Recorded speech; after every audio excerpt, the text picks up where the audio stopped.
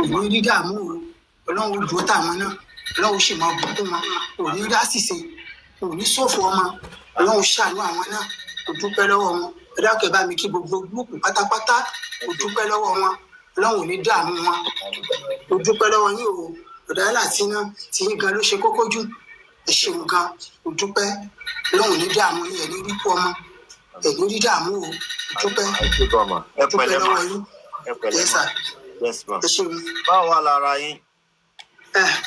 ẹ̀mẹ̀wá yín lọ alágbàdo lẹ́ẹ̀mẹ̀wá náà ni ń lọ hospital alágbàdo náà ni onígan ni mo kọ́kọ́ ní lọ tẹ́lẹ̀ mo tún wá ní tó jẹ́ kó di ọ̀la àgbà tí ì rí owó náà ni àbúrò mi tó fún mi lówó ń jò níyìn tó ní kí n mú lọ hospital mọ́ra wọn pé ká fi ránjẹ sílé bíi 100,000 mo pé sọ́sọ́ àwọn sàlàyé fún mi pé ọ̀gá ń dààmú mi ò ti jẹ́ kóun ti tún náwó owó sí mi náà ló fi jẹ́ kí n rí bí lọ òye àná gan ti ẹ̀ dídé òun gbà náà nínú ilé tí mo gba ara ríru ara dójú ètò àwọn ọmọ bóyá ìrònú tọmọ àwọn ni wọn á dààmú mi lára débi pé bí n bá lóògùn ògùn fẹ́ mọ́ ṣiṣẹ́ fún mi ẹ bá fún mi lóògùn lọ́sibítù tó padà lọ tó fẹ́ mọ́ ṣiṣẹ́ fún mi so náà ni.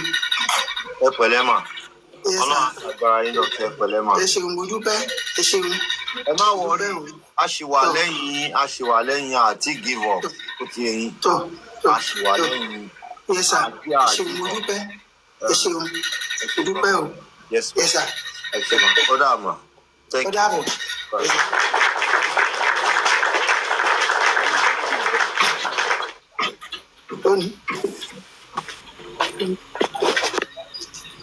kí ló ṣe nẹ́tíwọ̀kì ẹ lónìí. mi ò tiẹ̀ mọ̀ ó kàn ń já mi. onílé. yes sir ẹ káàsán sir. wọ́n mi Jimoh ń béèrè. ẹ fi múlẹ̀ ràn wá. mo gbóhùn wọn náà sí ewúrẹ́ kan fi wà ń ta kidbus mo gbóhùn wọn sí mọ́mí ẹ pẹ̀lẹ́ ẹ ṣaragírí gẹ́gẹ́ bẹ́ ṣe sọ iṣẹ́ ló gbomi ń bíná ló fa àìyọjú ní ọ̀hún yẹn bọ̀ bí èmi ò ṣe yọjú náà ẹni tó yẹ kó yọjú ó ń yọjú àwọn èèyàn ò dẹ̀ kúrò lórí kéèsì yẹn náà bí olórí ẹbí ṣe sọ so lágbára ọlọ́run gbogbo àwọn tó dẹ̀ náwó ìfẹ́ sí yín látòrí bíbá yẹn náà ọlọ́run á bá wa dúró tì wọ́n so ẹ ṣé gan ni mà ẹ má wọrí ẹ fọkàn balẹ̀ lágbára ọlọ́run eléyìí tó dáa náà la máa rí nínú kéèsì yẹn ẹ ṣé gan ni mà ẹ pẹ̀lẹ́ yes ma ẹ ṣeun sà dúpẹ́ gbà.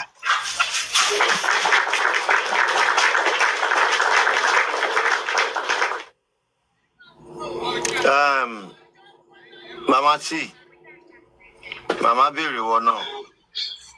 ẹ̀yà mi tẹ̀ sí bí tẹ́lẹ̀ ok mú bí Ọlátúnjí grandma ẹ ká sọ máa o. yes ma mi sí lórí fóònù tẹ́lẹ̀ má. adúpẹ́ wọ́n máa ń pe nọ́mbà yín náà ṣùgbọ́n tí mo ti rí pé nọ́mbà yín ò lọ mọ́ pé kí n kí yín náà ni. mo ti ẹ̀ṣẹ̀ gba nọ́mbà yín jọ̀wọ́ ni o máa pè yín mo change fóònù mi ni mo change ẹ bẹ́ẹ̀ ni ma ẹ má bínú ma. ṣe wẹ kó àdúró tì mí o ẹ ṣeun gan ẹ ṣe ẹni tí mo lè gbàgbé ẹ ṣeun gan mo dúpẹ́ ìṣọ Ọlọ́run dúró tẹ̀yìn náà sì jèrè àwọn ọmọ yín. àmín Ọlọ́run àmín ẹni dààmú ẹ ṣeun ẹ bá mi kí n sa ìmí náà mo dúpẹ́ lọ́wọ́ gbogbo wọn mo dúpẹ́. thank you ẹ ṣe máa pè yín wọ́n ti fún mi nọ́mbà yín ní last week ìgbà tó wá sí court bọ̀ máa pè yín all right ma ẹ ṣe mo dúpẹ́ ẹ ṣeun ẹ ṣeun. yeye Nikki. Ma ẹ káàsán sá ẹ sì kú gbogbo ètò keyboard bó oníṣẹ́ wà pa ó máa dà àwọn ọlọ́pàá máa bá wa dá sí nígbà tí very dark man ti gbé ìgbésẹ̀ tó gbé yìí mo mọ̀ pé mo ní believe ẹ pé everything ma go well for this issue mo ní believe ẹ wàhálà tí ẹ fọkàn ara yín balẹ̀ gbogbo wàhálà tẹ̀ ṣíṣe láti ìjọ iná kò ní já sásán gbogbo àná la máa parọ́ pàtàkì máa dúpẹ́ lágbára Ọlọ́run ṣe ti gbọ́ ẹ fọkàn balẹ̀ very dark man máa go to the bottom of this issue so ti yẹ gẹ́tà àmọ́ bá ṣe máa support máa yẹn àmọ́ máa follow everything gbogbo ẹ máa go well ẹ̀gbọ́n ẹ just calm down everything will go to good ṣe ti gbọ́ ẹ ṣe àìsíkú ètò náà God bless you sir.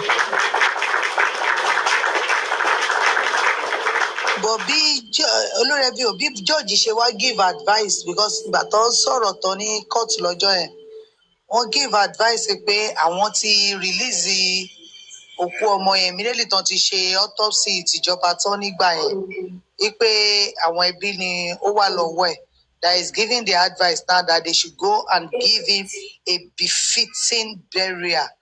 That was the English. Ta ló sọ pé kí wọ́n lọ fún ní befitting burial? Ṣé George bẹ́ẹ̀ ni sà ó sọ dáadáa ó sọ straight ó sound straight that we are now giving the advice that please the family should go and take the corpse now and bury and give him a befitting burial, that all the public should be aligned and they should bury him in a proper way. Bó ṣe sọ ni ẹ ó sọ dáadáa kò sọ ní times ọ̀tá ní gbọ́ dáadáa everybody ló gbọ́ dáadáa. So I'm now asking pé. Yé bàbá náà wà bẹ́ẹ̀ gbà tán sọ. Bẹ́ẹ̀ ni everybody sanṣito everybody ló wà ń bẹ̀ kí kóòtù kó tó end nínú wọ́n sọ mọ́ proceeding ni wọ́n sọ mọ́ proceeding but it's the last proceedings to bring out. That was the last one that we have released the corpse since this period. Also period tó ti release the corpse here that since ọdẹ sọ pé wọn ò lọ bury ẹ torí pé wọ́n fẹ́ read the end of the inquest. Now that we have given the last date of the inquest now, I am advising and I am urging the family to go and give Mohbad Ilerioluwa Aloba a befitting burial. Also, wọ́n ṣe sọ nìyẹn. So wọ́n wò ó sì pé ṣó wá possible nísìnyí náà tí ìṣègùn bí a ti gba judgement fọmọ yẹn. Can that come up? And with ìjà tí gbogbo everybody wá múra wa tá a ṣera wa lọ́tọ̀ọ̀tọ̀ tá a ṣera wa lóṣìṣẹ́ wọ̀nyí, how would that befitting burial come up?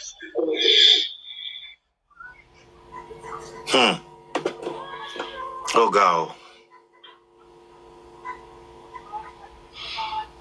Ó ga gan ni o. Ọmọ. Very sure lady ìbéèrè ńlá lẹ béèrè yẹn òun náà ló ń yà èmi náà lẹ́nu ni mo ṣe sọ síta o. Will Wumi be there? Is it Adura and Darusha that will plan the burial? Ìbéèrè ńlá ni o. You're bad. Wọ́n fojú ọmọ yìí rí máa bò. Ojú ọmọ yìí rí tó. Ojú ọmọ yìí rí. Ọlọ́mọ yẹn ká rí ìrìkúrì. Ojú ọmọ yìí rí. Ojú ẹ̀ rí tó. Ṣé bí wọ́n dáwọ́ befitting burial? Owó befitting burial ṣì máa wà níbi tó wà. Àwọn tó fẹ́ ṣe befitting burial befitting burial ni wọ́n wà all about ni kò sí kan tó kàn wọ́n pẹ̀lú ikú tó pa Mohbad. So àwọn tó coordinate befitting burial náà máa padà ṣe befitting burial. That is àwọn tó lọ ná pósí àbí because ìgbà yẹn náà ti dáwọ́ ìgbà tó ti lọ ná ìgbà tó lọ ná pósí pa ẹ̀. Wọ́n ti dáwọ́ befitting burial tẹ́lẹ̀ ni. Náà mo gba ẹni brala tó ti dáwọ́ befitting burial náà ńgbà tó lọ ná pósí. Oníkósí kan sọ fún wọn kó máa fún wọn lọ́fẹ̀ẹ́ ó máa fún wọn láwọn nǹkan kan lọ́fẹ̀ẹ́ ó máa ṣàwọn nǹkan kan lọ́fẹ̀ẹ́. Tó ń rẹ́rìn níbi pósí. Àwọn yẹn làwọn ní interest nínú ni so that's where they will take it up. Àwọn náà máa ṣe befitting burial. That's not a problem.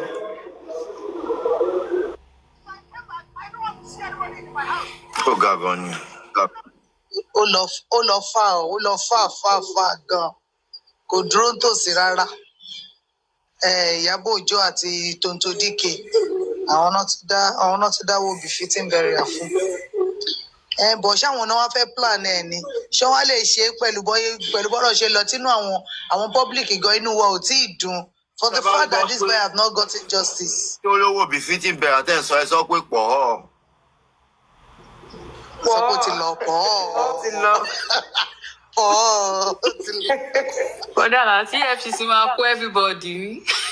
Allegedly ni wọ́n ilé bọ́ta owó wà. Wọ́n ní tiwa ṣe pọ̀ ọ́ ni.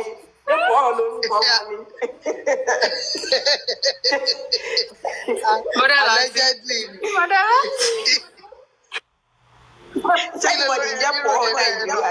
Kí ló ti ẹ̀rọ débẹ̀ ẹ̀rọ tó sọ pé owó befitting ẹ̀ ó yá sọ pé pọ̀ ọ́. Ìjọba sọ pé ó ti lọ. you don't go. Ó ti lọ. Tẹ́ bá gbọ́ pé ó ti lọ, you don't go. Ó ti lọ. Ta ló kọrin yẹn? Tẹ́ bá sọ pé ó ti lọ. Ta ló mọ orin yẹn? Tẹ́ bá sọ pé ó ti lọ. Ó yá kí gbọ́dọ̀ ẹ̀kọ́ fún wa, ó yẹ sọ pé ó ti lọ, ẹ̀kọ́ fún wa. No, me money. You don't go. Bọ́dà láti wọ́n láwọn ti rẹ́dì fún DNA ṣe gbọ́ yẹn. Wọ́n láwọn ti rẹ́dì fún. No, ready tẹ́lẹ̀tẹ́lẹ̀. Ṣé rí i pé wọ́n ti ṣe èrè? Nígbà tó ti pọ́tọ́ sí inconclusive. Wọ́n ti rẹ́dì fún DNA gan, wọ́n ti mú déètì ẹ̀ gan, wọ́n ti mú déètì. Bọ́dà láti rẹ́jọ mama tí a ṣe autopsy.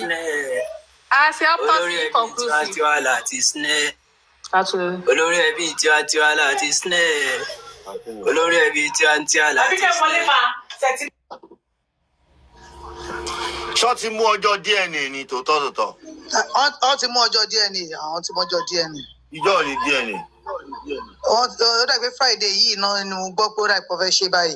Bọ̀ ó ní family thing ni pé wọn ò gbọ́dọ̀ jẹ́ kí anybody wọlé, wọn ò gbọ́dọ̀ jẹ́ Ó ní ìdí kó jẹ́ family tí àwa gan ti mọ̀ pé nǹkan tẹ́ sọ lórí black cap tẹ́ wá ń sọ pé wọn ò gbọ́dọ̀ jẹ́ kí anybody wọlé, ó gbọ́dọ̀ mọ̀ bó ṣe máa restrict ẹ̀ in likes of ọ̀tẹ̀ tún dárúkọ in likes of Mújọlá àti Ajalat. Màmá tí má láàgùn jìnnà. Èyí tí àwọn sítú àtàwọn ọmọ Wùmí tán jọ pamọ́ iná tó ń dọ́gbọ́n tú jáde fún yín díẹ̀díẹ̀ yẹn.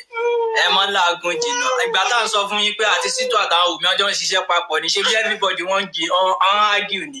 Nísìn ẹ wo sítú ṣe bóun àti ńjọ́ lẹ́rí kí sítú àti Ògúnfe kánjọ pàdé ní kóòtù kánjọ mọ́ rẹ́rìn síra wọn rí. Ẹ wo last court yìí ẹ wo bọ́ sí ń jọ rẹ́rìn síra wọn tán para wọn lọ́wọ́. Ti rí i pé ní táwọn méjì jọ mission wọn ti fulfill mission wọn nìyẹn. Ọmọ tara wọn. Alọ́ba kò sẹ́ni tó gọ̀ tó òpònú ayírádà àfikún ọmọ gba frame olóòpònú ayírádà ẹnírádàràdà ní bàbá Mohbad yẹn olórí ibú ẹ̀dá tó tò sí.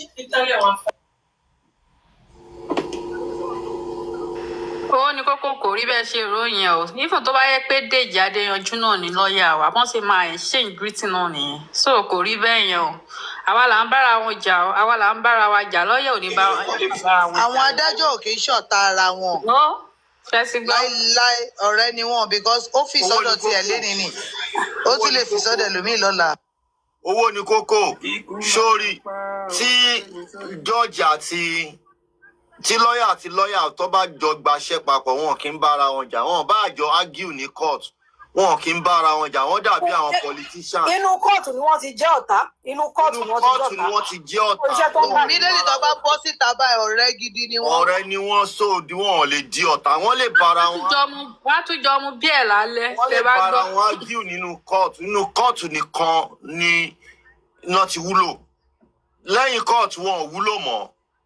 Wọ́n lè lọ bára wọn mutí gan, wọ́n lè lọ jẹ pepper soup papọ̀. Mọ́mí olórí ẹbí tí ì rí kó jẹ́ lọ́ọ̀yà kó jẹ́ bí irú Sanṣítù ṣe wà ẹ́ gan, òun ló tún máa fún Wùmí ní lọ́ọ̀yà. Ó tún possible. Wọ́n ṣe fúnra wọn dáadáa. Wọ́n dẹ̀ máa bára wọn tákù nínú court. Bọ̀ẹ̀mí lẹ́yìn tó bá dé ìta báyìí, ọ̀rẹ́ ni wọ́n, kò sí nǹkan tẹ́nibọ̀dì lè ṣe sí yẹn. Àwa là ń bára wa jà, àwọn tó ní gangan wọ́n ti move on. Wọ́n ṣe bó ṣe yẹ kó ṣe. Àwa wá bẹ̀rẹ̀ sí ní gbéra wa ṣépè. Bẹ̀rẹ̀ sí ní gbéra wa ṣépè lórí kíni? Ṣé lórí ọ̀rọ̀ yìí náà? Àwọn lọ́yà ò kí ń bára wọn jà rárá. Ẹ bá tẹ̀ rí wọn kóòtù jọ wọ́n ṣépèlé ara wọn. Ṣé bí alọ́ba tó ń sunkún káàkiri lónìí, ṣé bí ń ta ní kó máa kígbe káàkiri tẹ́lẹ̀ tó ń ṣépè táwọn ọmọ lẹ́yìn ẹ̀ tó ń ṣépè fúnra ara wọn tó ń ṣépè fáwọn ọmọ wọn. Ṣé bí náà ẹ̀ṣẹ̀ wá ń ṣe lónìí? Ṣé wọ́n ti sọ ń bíbá yìí ni pé inquest is not going to be more? Ṣé àìmọye ìgbà lójoojúmọ́ kọ́nà ti máa ń sọ ní bíbá yìí pé. Nẹ́gbò àbí kí lorúkọ ẹ̀ orí ẹ̀ ti dàrú. Àwọn aláìníran tó wà nù ilé illiterate wo ló tó alọ́ba tẹ̀ ń jà fún illiterate wo ló tó. Àdó yìí náà dolóko àdá àbí kò mọ̀ dún ládùn sẹ́yìn nísìnyí ìgbà tí lọ́ọ̀yà àti àtàwọn gúùpù tó gbójúlé ìgbà tán já kulẹ̀ kò mọ̀ dún nísìnyí kò mọ̀ sinkún káàkiri ẹ̀yin òpònú ayírádá láì níran. ẹjọ ó yá ta ló fẹ́ sọ̀rọ̀ ọmọ ó yá ẹgbẹ́nu sí mike ọmọ kick boss ó yá ẹgbẹ́nu sí mike ẹ sọ̀rọ̀. ṣebí tí wọ́n bá ti ṣe DNA tó bá jẹ́ pé wọ́n plan ẹ̀ tí wọ́n ti táwọn ti conclude cause èmi sì feel pé inquest yẹn àwọn kan ti mọ ìparí ẹ̀ láti ìbẹ̀rẹ̀ so bẹ́ẹ̀ mi ṣe mí kàn máa ń fi pé we are wasting or they have been wasting their time láti yọ tí wọ́n ti bẹ̀rẹ̀ tó dẹ̀ ti ń lọ sí inquest yẹn because it's only a delay tactics ni láti fi parí àwọn iṣẹ́ táwọn ṣe so like I said it's the beginning it's still the end of the case tó bá jẹ́ pé it is scripted ṣe get tó bá jẹ́ pé inquest yẹn bí mo ṣe rò tó bá jẹ́ pé wà scripted tó bá ti ṣe DNA tán the next thing will be that they will go and bury the boy and that's the end of the case. The only thing kan ni pé Nigerians will be careful around those people, everybody involved. Okay, if you want to get married, you have to look well. If you know our lessons, those are the things that Toto Makuaku.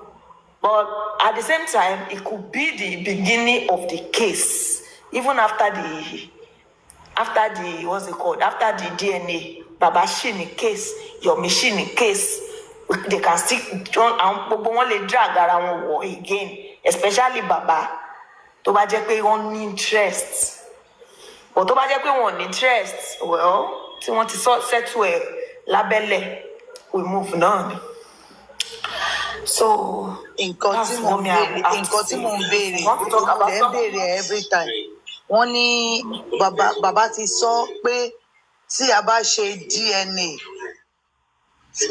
báwo náà ìsọ̀rọ̀ ẹ̀ náà pé tá a bá ṣe DNA máa sọ ikú tó pa ọmọ òun wípé àlè ló pa ọmọ òun now inquest wọ́n ṣe autopsy inconclusive wọ́n ṣe toxicology unascertain kí náà tún ṣe náà wọ́n sue DPP wọ́n dànù inquest náà tún wá sọ pé ó tún wá give advice lórí mistake everybody ó kàn wá sọ pé nọ́ọ̀sì ni kí wọ́n nọ́ọ̀sì ló fún wọn ní fake kìíní ẹjọ́ mú bèbè ẹjọ́ sáré ládọ̀rọ̀ ẹ kí tó gbàgbé line of thought ẹ so ń gbà tó wá ẹ̀tàn náà tó bá wá lọ ṣe DNA test tí DNA bá sọ pé lóòótọ́ allegedly ọmọ àlè ni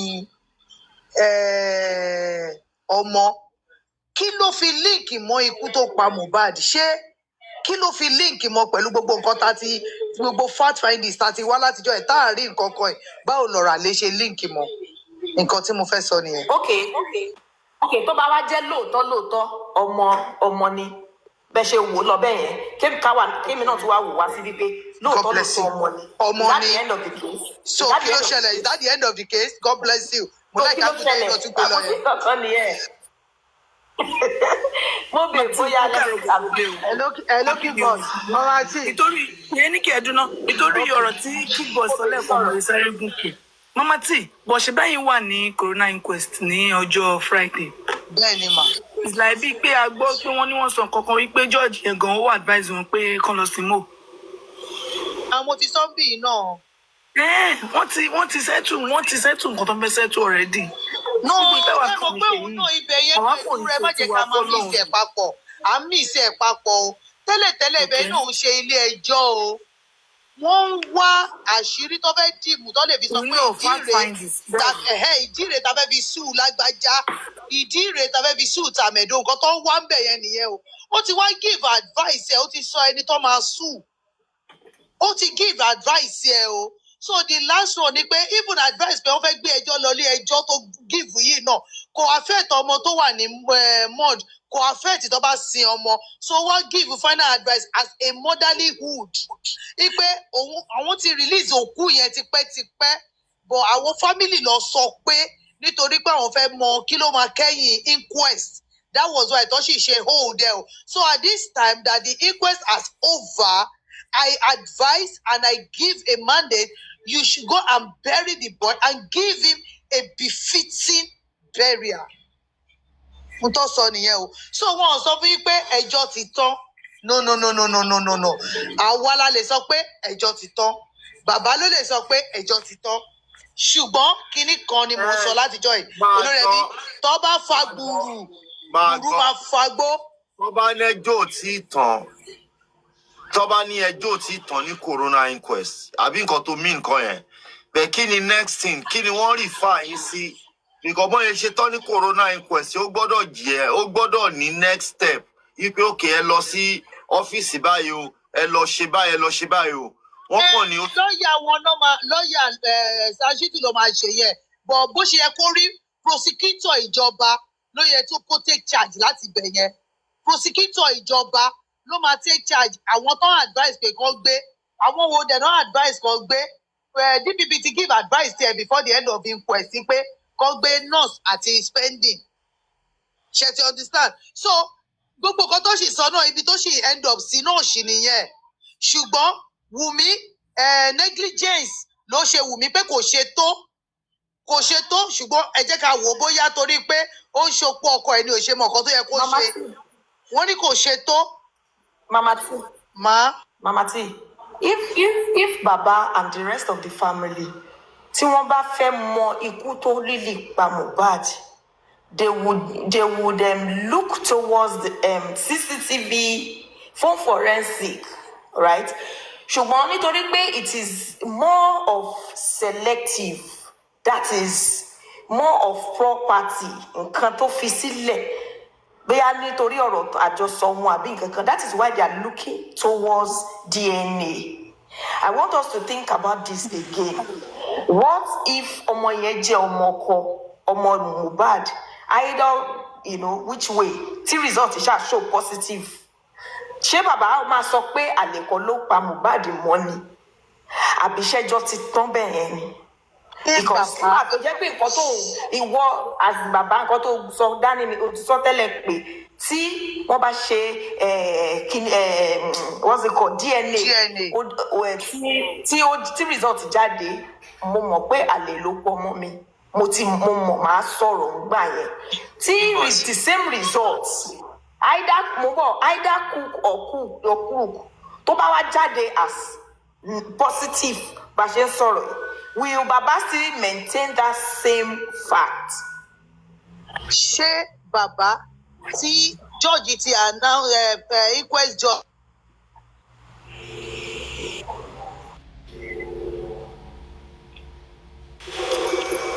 Gbọ́yìn Mama T. Kid boys. September. Mo gbọ́ yín o. Network Mama T yẹn ò dá, ó dà pé network ò dá.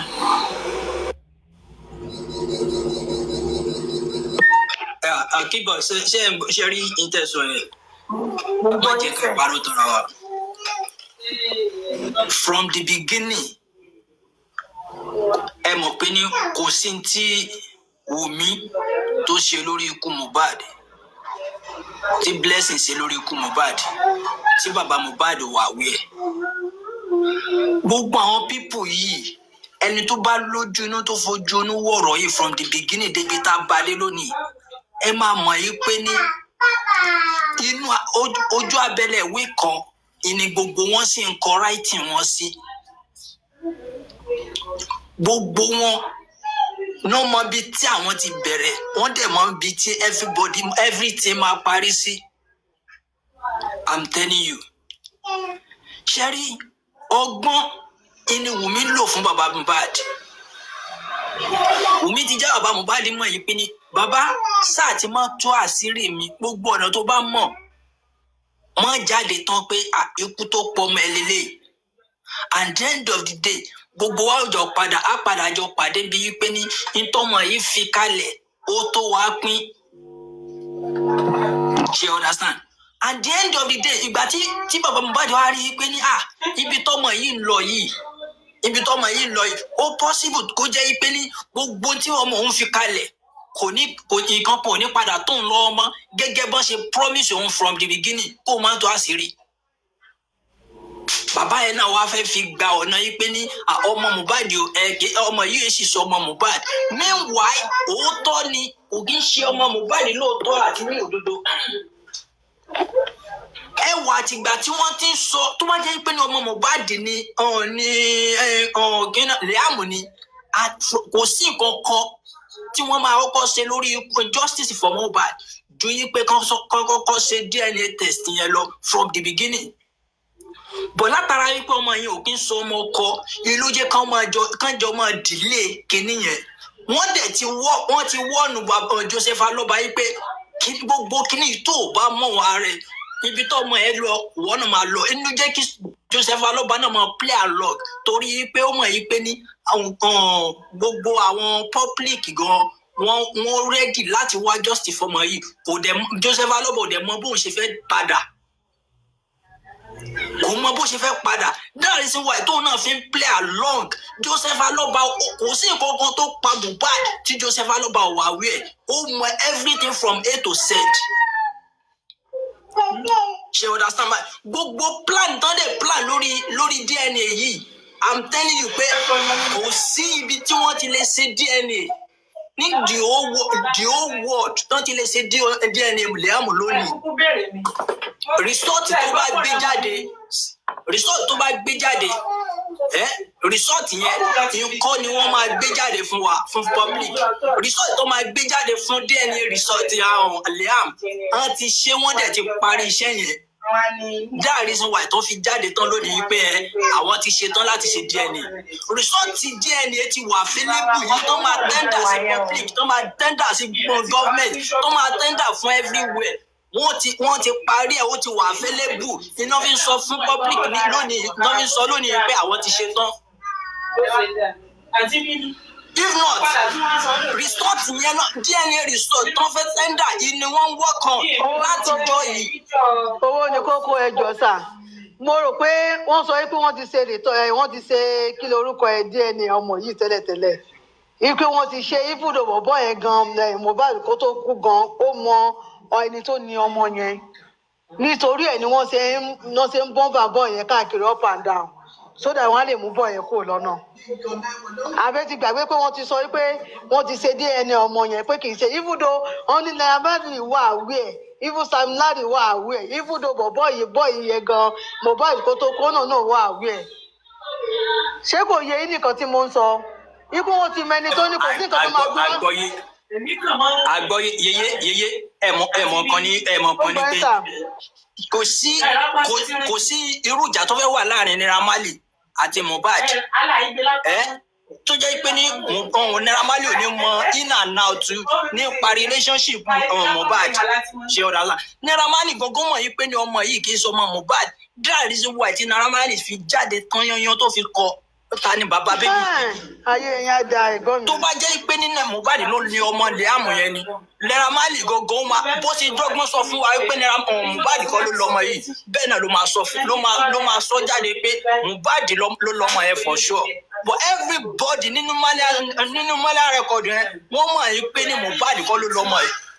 Bàbá yẹn àti ìyá yẹn náà dẹ̀ mọ̀ yìí pé ní Liam kì í ṣe ọmọ Mohbad. Ṣé understand man? Bọ̀ gbogbo wọ́n ti yan ẹ̀kọ́ níbi tí àgbọ̀n ti gbéga. Wọ́n ti yan ẹ̀kọ́ níbi tágbọ̀n ti gbéga. Torí pé Wùmí jù wọ́n lọ ìyálàyà gbogbo wọn ni Wùmí jẹ́. That reason why tí wọ́n fi mọ ọ̀nà lọ́mọ. Bàbá Mohbad dẹ̀ ní ojú kòkòrò rẹ̀. Olójú kòkòrò tó the extent small please. Olójú kòkòrò tó the extent pé gbogbo ogun Mohbad kò fẹ́ kó lọ ìfẹ́ pé bóun ló ṣe ní jẹ́ńbẹ̀ nínú gbogbo ẹ̀rí tó ń ṣe yẹn. The first person tí ayé gbọ́dọ̀ blame lórí ikú Mohbad tó ju Joseph Aloba lọ sí. Òun náà yírádà òun ní bàbá òṣì abiagba tí yóò gbọ́dọ̀ fi tọrọ bàbá láyé ní bàbá òṣì yẹn.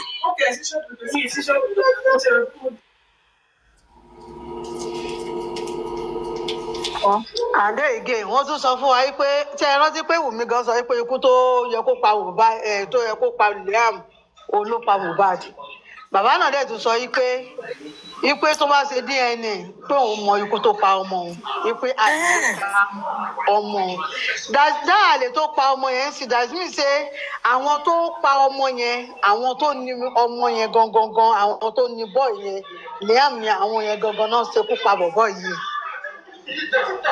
because ọ̀rọ̀ yẹn mo ti understand ibi tí mọ́tà yìí tiẹ̀ ń lọ báyìí ìgbà tí bossman wá sí ọ̀dọ̀ Mr. Lati tó sọ pé wọ́n ẹ̀sẹ̀ fẹ́ bẹ̀rẹ̀ justice yìí mọ́mí bírì ní sọ pé kí ni eléyìí sọ lẹ́nu ṣé justice tó ti padà ṣẹ̀ṣẹ̀ bẹ̀rẹ̀ báyìí èmi sáwọn ká máa get ibi tá a lọ tó ti concern this very dark man the man ọkùnrin yìí ò ní dẹ̀yìn àdèmàdébẹ̀ gbogbo ẹ tó máa ṣẹ̀wọ̀n wàhálà ó máa ṣẹ̀wọ̀n yẹn ẹni tó máa kú bàáǹgì wàhálà ó máa kú bàáǹgì ni wàhálà yìí.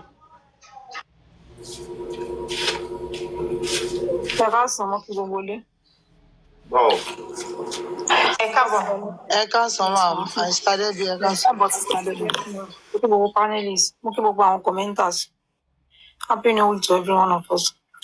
Sherry tí ẹ̀mí bá tiẹ̀ ń wò pé Josie ò mọkú tó pa Mohbad tẹ́lẹ̀ Sherry tí Josie ti mọ̀ pé ọjọ́ Monday ni Mohbad kú tó dẹ̀ wá ń sọ tó ń tẹnumọ́ fún public pé Tuesday ni tó dẹ̀ wá lọ jẹ́wọ́ lẹ́yìn pé Monday ni so èmi ti mọ̀ yí pé ó mọ ikú tó pa Mohbad ó kàn ń gbé wa ṣeré ni so nǹkan tó ń wá ló ń wá nǹkan tó fẹ́ jẹ ló fẹ́ jẹ ojú kòkòrò tó ń pa àìnítẹ́lọ́rùn ojú kòkòrò wọ bílíkì wọ bíà òun ló bá débi tó délé ni ìwà ojú kòkòrò ìwà olè ìwà ẹ̀jẹ̀ ọmọ àlè tó wà nínú ẹ̀jẹ̀ òun ló bá débi tó dé òun ló bá Josie débi tó délé ni torí mò ń tẹnumọ́ mo dẹ̀ ń rìpìtẹ̀ kò sí ọmọ kankan nílẹ̀ Yorùbá tó jẹ́ ọmọ Yorùbá gidi tó lè wù gbogbo irú àti Josie hù yẹn ọmọ bíbí inú ẹ ọmọ tó forí okú ẹ bí ọmọ tó bí pẹ̀lú sperm ẹ ó dẹ̀ ṣe bí eléyìí ọmọ ẹni tó pa ó ṣùọ fún ọmọ ẹni tó pa ọmọ gbogbo ṣe rí ó dẹ̀ jókòó pẹ̀lú wọn ẹdẹjọ sọ àsọyépọ̀ wọ́n pè ẹ́ wọ́n ní kó ká sára láì ṣe ewúrẹ́ láì ṣe ajá bájá gan bá kú gan ó sì máa nìyàn lára pé ajá tí mò ń sìn tó fara ní mi tí màá pe pé bíngò tí màá pe lọ́kì òun ló kú yìí ó sì máa nìyàn lára wọ́n wá sọ fún ẹ pé kó ká sára odindi ọmọ kò ń ṣe pé bóyá oyún gan bàjẹ́ nínú èèyàn gan oyún bàjẹ́ nínú obìnrin ó sì máa ní obìnrin lára pé ìjọwájú àwọn tó jọ lóyún àwọn ọmọ tó jọ lóyún nígbà kan náà tí obìnrin yẹn bá sì ń rí àwọn ọmọ yẹn nígbà yẹn tó bá sì ń rí ẹni tó wà àti ẹjọ lóyún tó bá sì rí níjọwájú ó sì máa sọ pé ká ní pé kì í ṣe pé oyún tòun bàjẹ́ ńgbà yẹn ẹgbẹ́ ní ìbá máa jẹ́ òun àtàlágbájá ìbá máa jẹ́ o ká máa sọ pé ọmọ tó ti bí tó ti dàgbà tó ti ń powó ọmọ kan ọmọ burúkú kan ọmọ àlè kan ọmọ olórí burúkú kan ọmọ àbípàbẹ ọmọ àkọ ìgbà ọmọ kan tí ò níran ọmọ rádaràda ọmọ òṣìkò àwọn word from nowhere àwa pa àwa sọ fún ẹ pé òun lòún pa ipe kò jọ pé kò má bínú pé kò jọ pé òun lòún pa o ṣùgbọ́n ogún ẹ̀ o tó bá ti lè bòun láṣìírí ogún ẹ̀ máa jẹ́ tiẹ̀ òun á yọ̀ǹda fún ẹ ṣé ẹ ò fi bí mo ṣe ń fi ní ẹyẹ ṣé ẹ ò fi bí mo ṣe ń fi ní because kò sí gbogbo ìgbà tí bá ti jókòó tí mo ń ro gbogbo orí mi máa ń pariwo ni orí mi máa ń pariwo ni pé irú èèyàn wo ni Josie náà irú ẹ̀dá wo ni Josie a sì gbọ́ pé ti Abọ́sẹ̀dé tó jẹ́ pé kò sí pẹ̀lú ẹ̀ nìyẹn ìyẹn rìnrìn orí burúkú ẹ̀ lọ nìyẹn ókè ìwọ tó wá sọ pé ó tọ́ ìwọ tó wá sọ pé ìwọ ló tọ́ o rí ọmọ yẹn tọ́ ìkọ́ tó bá rí ọmọ yẹn tọ́ ni tó bá rí tọ́ kò ní yàkúyà mọ́ ẹ lọ́wọ́ débi tó ti ń ya ọmọ ìgboro tó ń mugbó tó ń ṣe yahoo kó tó di kó padà ní gbogbo èrè yẹn o rí ọmọ tọ́ o fail as a father tó bá lè fẹ́ sọ̀rọ̀ wá ní pé o tọ́ wọn bó ló tọ́mọ sí ẹni tó tọ́mọ tó ṣe àṣeyọrí lórí ọmọ òun ni wọ́n ń pè níyàn tó tọ́mọ kò ń ṣe léyìí tí ò rọmọ tọ́mọ yàkúyà mọ́ lọ́wọ́ ẹ wo àdúrà náà agbọ́gbọ́n wọn làdúrà náà ṣe ń jalè káàkiri ìgboro kó tó di pé wọ́n náà fẹ́ lù pa ládùúgbò kan gbà kan tí ìbá ṣe pẹ́lọpẹ́ ìyá prime boy tó gbà á lẹ̀ lọ́jọ́ náà òun ni tí ìbá ṣe pé Mohbad tó mú àdúrà náà síra gbogbo kò sí gbogbo ọmọ tó bí tó rí tọ́ gbogbo wọn yẹ yàkúyà mọ́ ẹ lọ́wọ́ ọmọ rádaràdà ọmọ rédèrèdè kan ọmọ olórí burúkú kan tí ò ní ìrànkọ ọmọ kọ́tà ọmọ àbí kan ọmọ tí ò rí òbí bí ọmọ tí ò rí ẹbí bí kan owó wá láti bì kan àwọn apá ọmọ yẹn àwọn apá ọmọ yẹn lọ́wọ́ àwọn bá wọn jòkó ìjòkó ẹlẹ́yà àwọn bá wọn jòkó orí ibú ipe òun àgbì nítorí ogun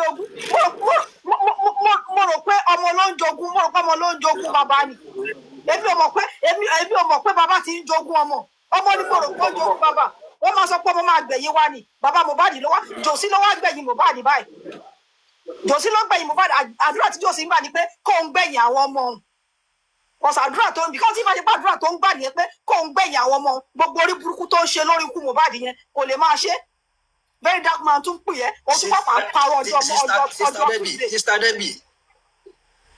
Sister Debbie àwọn àgbàlagbà Yorùbá wọ́n ní ọmọ ló máa ń sọ pé ó dọwọ́ òbí lọ́rùn bàbá mi mà dọwọ́ yín lọ́rùn bàbá Mohbad ń sọ pé ó dọwọ́ ọmọ òun lọ́rùn ní báyìí òun ló ń sọ pé ó dọwọ́ ọmọ ẹ̀ lọ́rùn olórí ibú bàbá ẹni abíàgbà.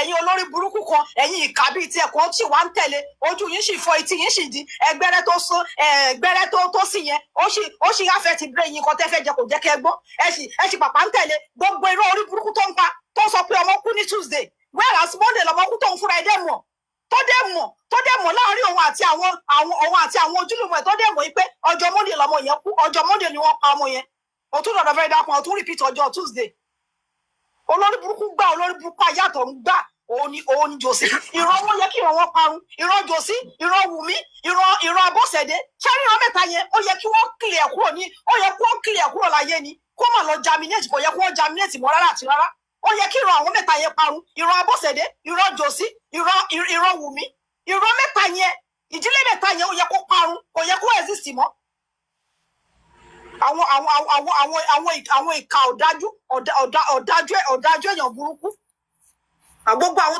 àwọn tó tún wá sọ̀rọ̀ àǹjẹ́ náà ẹ̀yin àwọn òbí ya olórí burúkú àwọn ọ̀rẹ́ ya olórí burúkú àwọn àbúrò ya olórí burúkú ẹ̀gbọ́n ya olórí burúkú tó bá ń sọ̀rọ̀ wá ní pé blessing pé kò lẹ́nu ọ̀rọ̀ so èmi tí mi wá mọ Mohbad rí mo lẹ́nu ọ̀rọ̀ tí àwa táwọn Mohbad rí la lẹ́nu ọ̀rọ̀ táwọn wá sórí social media wá pariwo lójoojúmọ́ ó wá sọ pé a ní pé kí ló dé tí blessing ò sọ̀rọ̀ wà ní blessing ò lágbájá àlọ́ lórí burúkú ni ẹjọ́ sí wà ní blessing ò lágbájá sọ àwọn alágbájá àwọn lè fa wàhálà àwọn táwọn Mohbad rí la lè fa wàhálà. Sísá mi ẹ má bínú ibi tí ó yẹ kí ẹ má bínú Sister Debbie níbi tó yẹ kí ayé ti mọ̀ yí pé ní ẹni ibi burúkú ìní Joseph Aloba ẹ wà àtìgbà tí justice for Mohbad ti bẹ̀rẹ̀ ní everywhere títí mọ́ òun àtàwọn gúrùpù ẹ̀ àtàwọn lọ́ọ̀yà ẹ̀ ní kóòtù ní everywhere ni kò síbi tí Joseph Aloba ti sọ fún ayé pé ẹ bá mi dráàgì àwọn tí ó wà 24 hours pẹ̀lú Mohbad kó tó kú prime boy tí ò sí bẹ́ẹ̀ Naira Marley Sam Larry bully yẹn ni Joseph Aloba ló ń pariwo ẹ wá wọ ìgbà tí Joseph Aloba lọ bá VDM ǹjẹ́ rí kó dákọ̀ Naira Marley kó dákọ̀ Sam Larry kó dákọ̀ prime boy ń bẹ̀ kó sọ pé ní òun àwọn lápọ̀ ọmọ òun bẹ̀ ó ṣẹ̀ṣẹ̀ wá ń dákọ̀ pé àwọn tó wà pẹ̀lú ẹ̀ 24 hours pólísì ò béèrè kankan lọ́wọ́ wọn ibo ló fi yẹn sí tẹ́lẹ̀ ibo ló fẹ́ ọpọlọ yẹn sí ibo ló fi lágbèjì yẹn sí tẹ́lẹ̀ tí ì bá ṣe pé ní ìkà abíagbá èèyàn olóṣèyàn ní Joseph Aloba tí ì bá ṣe pé ní olórí ibú ìkà ní Joseph Aloba. Yes kid boss mo ń gbọ́ yín mà. mo fẹ́ yẹ kí a rántí kinní kan ni ok bàbá gbogbo àwọn èèyàn tó ń support bàbá máa ń sọ̀rọ̀ kan pé ọmọ kan ti kú ṣé wọ́n fẹ́ kí ọmọ míì tún ṣẹ̀wọ̀n ni ṣùgbọ́n mo wá fẹ́ béèrè nǹkan kan lọ́wọ́ gbogbo wa wípé ṣé a rò pé ẹ̀wọ̀n nìkan ó lè báyé. ẹjọ́ ó dọ̀ pípọ̀ láti tí wọ́n kọ́ tó bá sọ ní ìbáyọ̀ bá bá lára mú kó kọjá lọ sọ́dọ̀ àwọn jòsí kó kọjá lọ sí gúrùpù àwọn jòsí ẹni tí kan tó bá sọ ní ìbá bá lára mú kó kọjá lọ sí gúrùpù àwọn jòsí kó máa wá kọ́mẹ̀tì ẹni ẹ máa wá kọ́mẹ̀tì ní báyìí ikọ̀ tó bá sọ ní ìbá tí wọ́n yára mú tó ń jòkó tó ṣe máa ta yín lára nìyẹn ẹ kọjá lọ sí gúrùpù àwọn jòsí bí tí wọ́n ti fọwọ́ ra jòsí lórí iṣẹ́ ti gbọ́. ó ṣe dandan ní kẹwàá ń bí yìí o ó ṣe dandan o ẹjọ́ so mo wá ń béèrè mo wá fẹ́ wò pé ṣé ẹ̀wọ̀n nìkan ni of course tí wọ́n bá dájọ́ fún ọmọ yẹn ń sìn tó lọ ẹ̀wọ̀n tí ó padà dé live ẹ̀ ó likely kí gbogbo trauma yẹn kó ti kúrò lára ẹ̀ bó ṣe ń lọ yìí ṣé kò tí ì dá méjì ayé ara ẹ̀ gan even tí wọn bá tiẹ̀ tí àdúrà ò bá sọ̀rọ̀ for the rest of his life ṣé ẹ̀rù payé àdúrà gan ti bàjẹ́ normal láì sí làálàá because kò lè gbogbo nǹkan tójú ẹ̀ rí nínú ilé yẹn tó bá lóun fẹ́ gbé mọ́ra for 10 years another 10 years ó máa tẹ̀ lára ẹ̀ ó dẹ̀ máa tẹ̀ nínú ìrònú ẹ̀ ó dẹ̀ máa tẹ̀ lára àwọn ọmọ tó bá bí àbáwọn ìyàwó tó bá later fẹ̀yàwó because he's already a damaged person so mo wá fẹ́ béèrè pé ṣé ẹ rò pé àdúrà fún rẹ̀ tí bàbá rò pé tó jẹ́ pé nítorí ẹ̀ everybody ṣe sọ pé ọmọ ẹ̀ ló kú ọmọ kan kù kò yẹ kó ọmọ kan ṣẹ̀wọ̀n èké ṣé ọmọ tí ò ṣẹ̀wọ̀n yẹn ṣe rò pé lè jẹ́ èèyàn mọ́ normally láìsí ọwọ́ gbogbo àwọn tó ń gbé tó ń ṣàìdẹ̀ tí wọ́n ń bodyguard ẹ̀ káàkiri ṣé àdúrà lè dá lórí ayé on his own láì ṣe pé ó ní support of àwọn èèyàn lára him that's what I want to ask them láì ṣe pé ó ní. Hey guys. Hello, Sister Debbie. Nígbà tí mo dẹ̀ ń rí olórí mo pé olórí ẹbí nìyẹn ń bá wí ni mo sọ pé mo baby why now èmi ò pé olórí production náà sọ ṣe pé olórí production náà yẹn bá láti náà ń jẹ́ táwọn rí olórí production àwọn tó pé mú kẹ̀. ẹ̀yin kọ́ sọ́la ẹni tí mo bá sọ̀rọ̀ ẹ̀yin kọ́ ẹni tí mo bá sọ̀rọ̀ wọ́n ti tààgì ẹni tí mo bá sọ̀rọ̀. ok èyí mo fẹ́ sí kí ni yẹn kà àyà mi ti dá pé wáì mo ti mọ bíbá àbọ̀ láti wí bẹ́ẹ̀ yẹn rúbọ̀ láti náà bá wí ni nígbà má kàdá má rí pé olórí production náà kọ sí bẹ́ẹ̀ àyà mi ti já no ẹ gbọ́ sọ̀rọ̀ kí bọ́ sí. kọ́mẹ̀tì tẹ́mi ń reply yẹ wọ́n ti fi kọ́mẹ̀tì sábẹ́ kọ́mẹ̀tì ẹ̀yin kọ́ ní anybody lè dáhùn àǹtí Debbie ṣe lè dáhùn nǹkan tí mo. kí lẹ sọ. question wo lẹ́kọ́ tí mo bèrè pé ṣé àdúrà fúnra ẹ̀ ṣó ní life share rò pé even tí bàbá bá ṣàìdẹ̀ tí wọn ò bá fẹ́ kó sọ̀rọ̀ nítorí wọn lọ́mọ kan ti kú àwọn ọmọ kan ní àwọn tó support wọn máa ń sọ pé ọmọ kan ti kú ìkejì ṣé wọn á tún wá gbà kejì kíkejì ṣẹ̀wọ̀n tí kejì bá mọ̀ nípa àkọ́ tó ṣẹlẹ̀. so pẹ̀lú ẹ̀yin nǹkan tẹ́ ń bèrè nǹkan tó ń ṣe láti sọ ni pé ṣé àdúrà lè survive àbí kí lẹ́ ń try láti sọ. ṣé ẹ̀yin mọ ọdún trauma tí àdúrà ti ń gbé kiri bẹ́ẹ̀ yẹn ni ọmọ ìpè yẹn tó fi rẹ̀ àdúrà ẹ̀yin mọ trauma bó ṣe wà yẹn kò lè get ara ìta yá fi parẹ́ wàláhì ṣé rí bó ṣe wà yẹn láìfọ ẹ ò lè wà the same kò lè rí láìfọ ẹ lò bó ṣe kó ṣe lò tẹ́lẹ̀. it's not like pé wọ́n tún fẹ́ ba yé ẹ̀jẹ̀ sí i wọ́n ba yé bàbá because nǹkan tó ń gbé sí ọkọ̀ nǹkan tí wọ́n jẹ́ kó àṣírí tí wọ́n jẹ́ kó gbé sára àṣírí yẹn ju ọjọ́ orí ẹ̀ lọ ṣé ẹ understand àṣírí yẹn ó ju ọjọ́ orí ẹ̀ lọ bó ṣe wà yẹn àṣírí tó jẹ́ kó gbé sára ó ju ọjọ́ orí ẹ̀ lọ.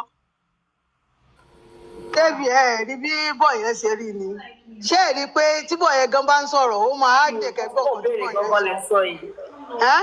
ẹ mọ ohun tó ṣẹlẹ̀ àdúrà tó fẹ́ lo legacy Mohbad tóun fẹ́ jí gbé ló ń target ó ṣorin mélòó ló ti ṣe ń sì tí wọ́n rẹ́ ní gbọ́ ṣé wọ́n gbọ́ àdúrà ṣólógo méjì máa ń wà nù ẹbí ni. tó bá gbọ́ pé òun ló blow kó mọ̀ pé blow lójú lẹ́gbẹ̀ẹ́ òun.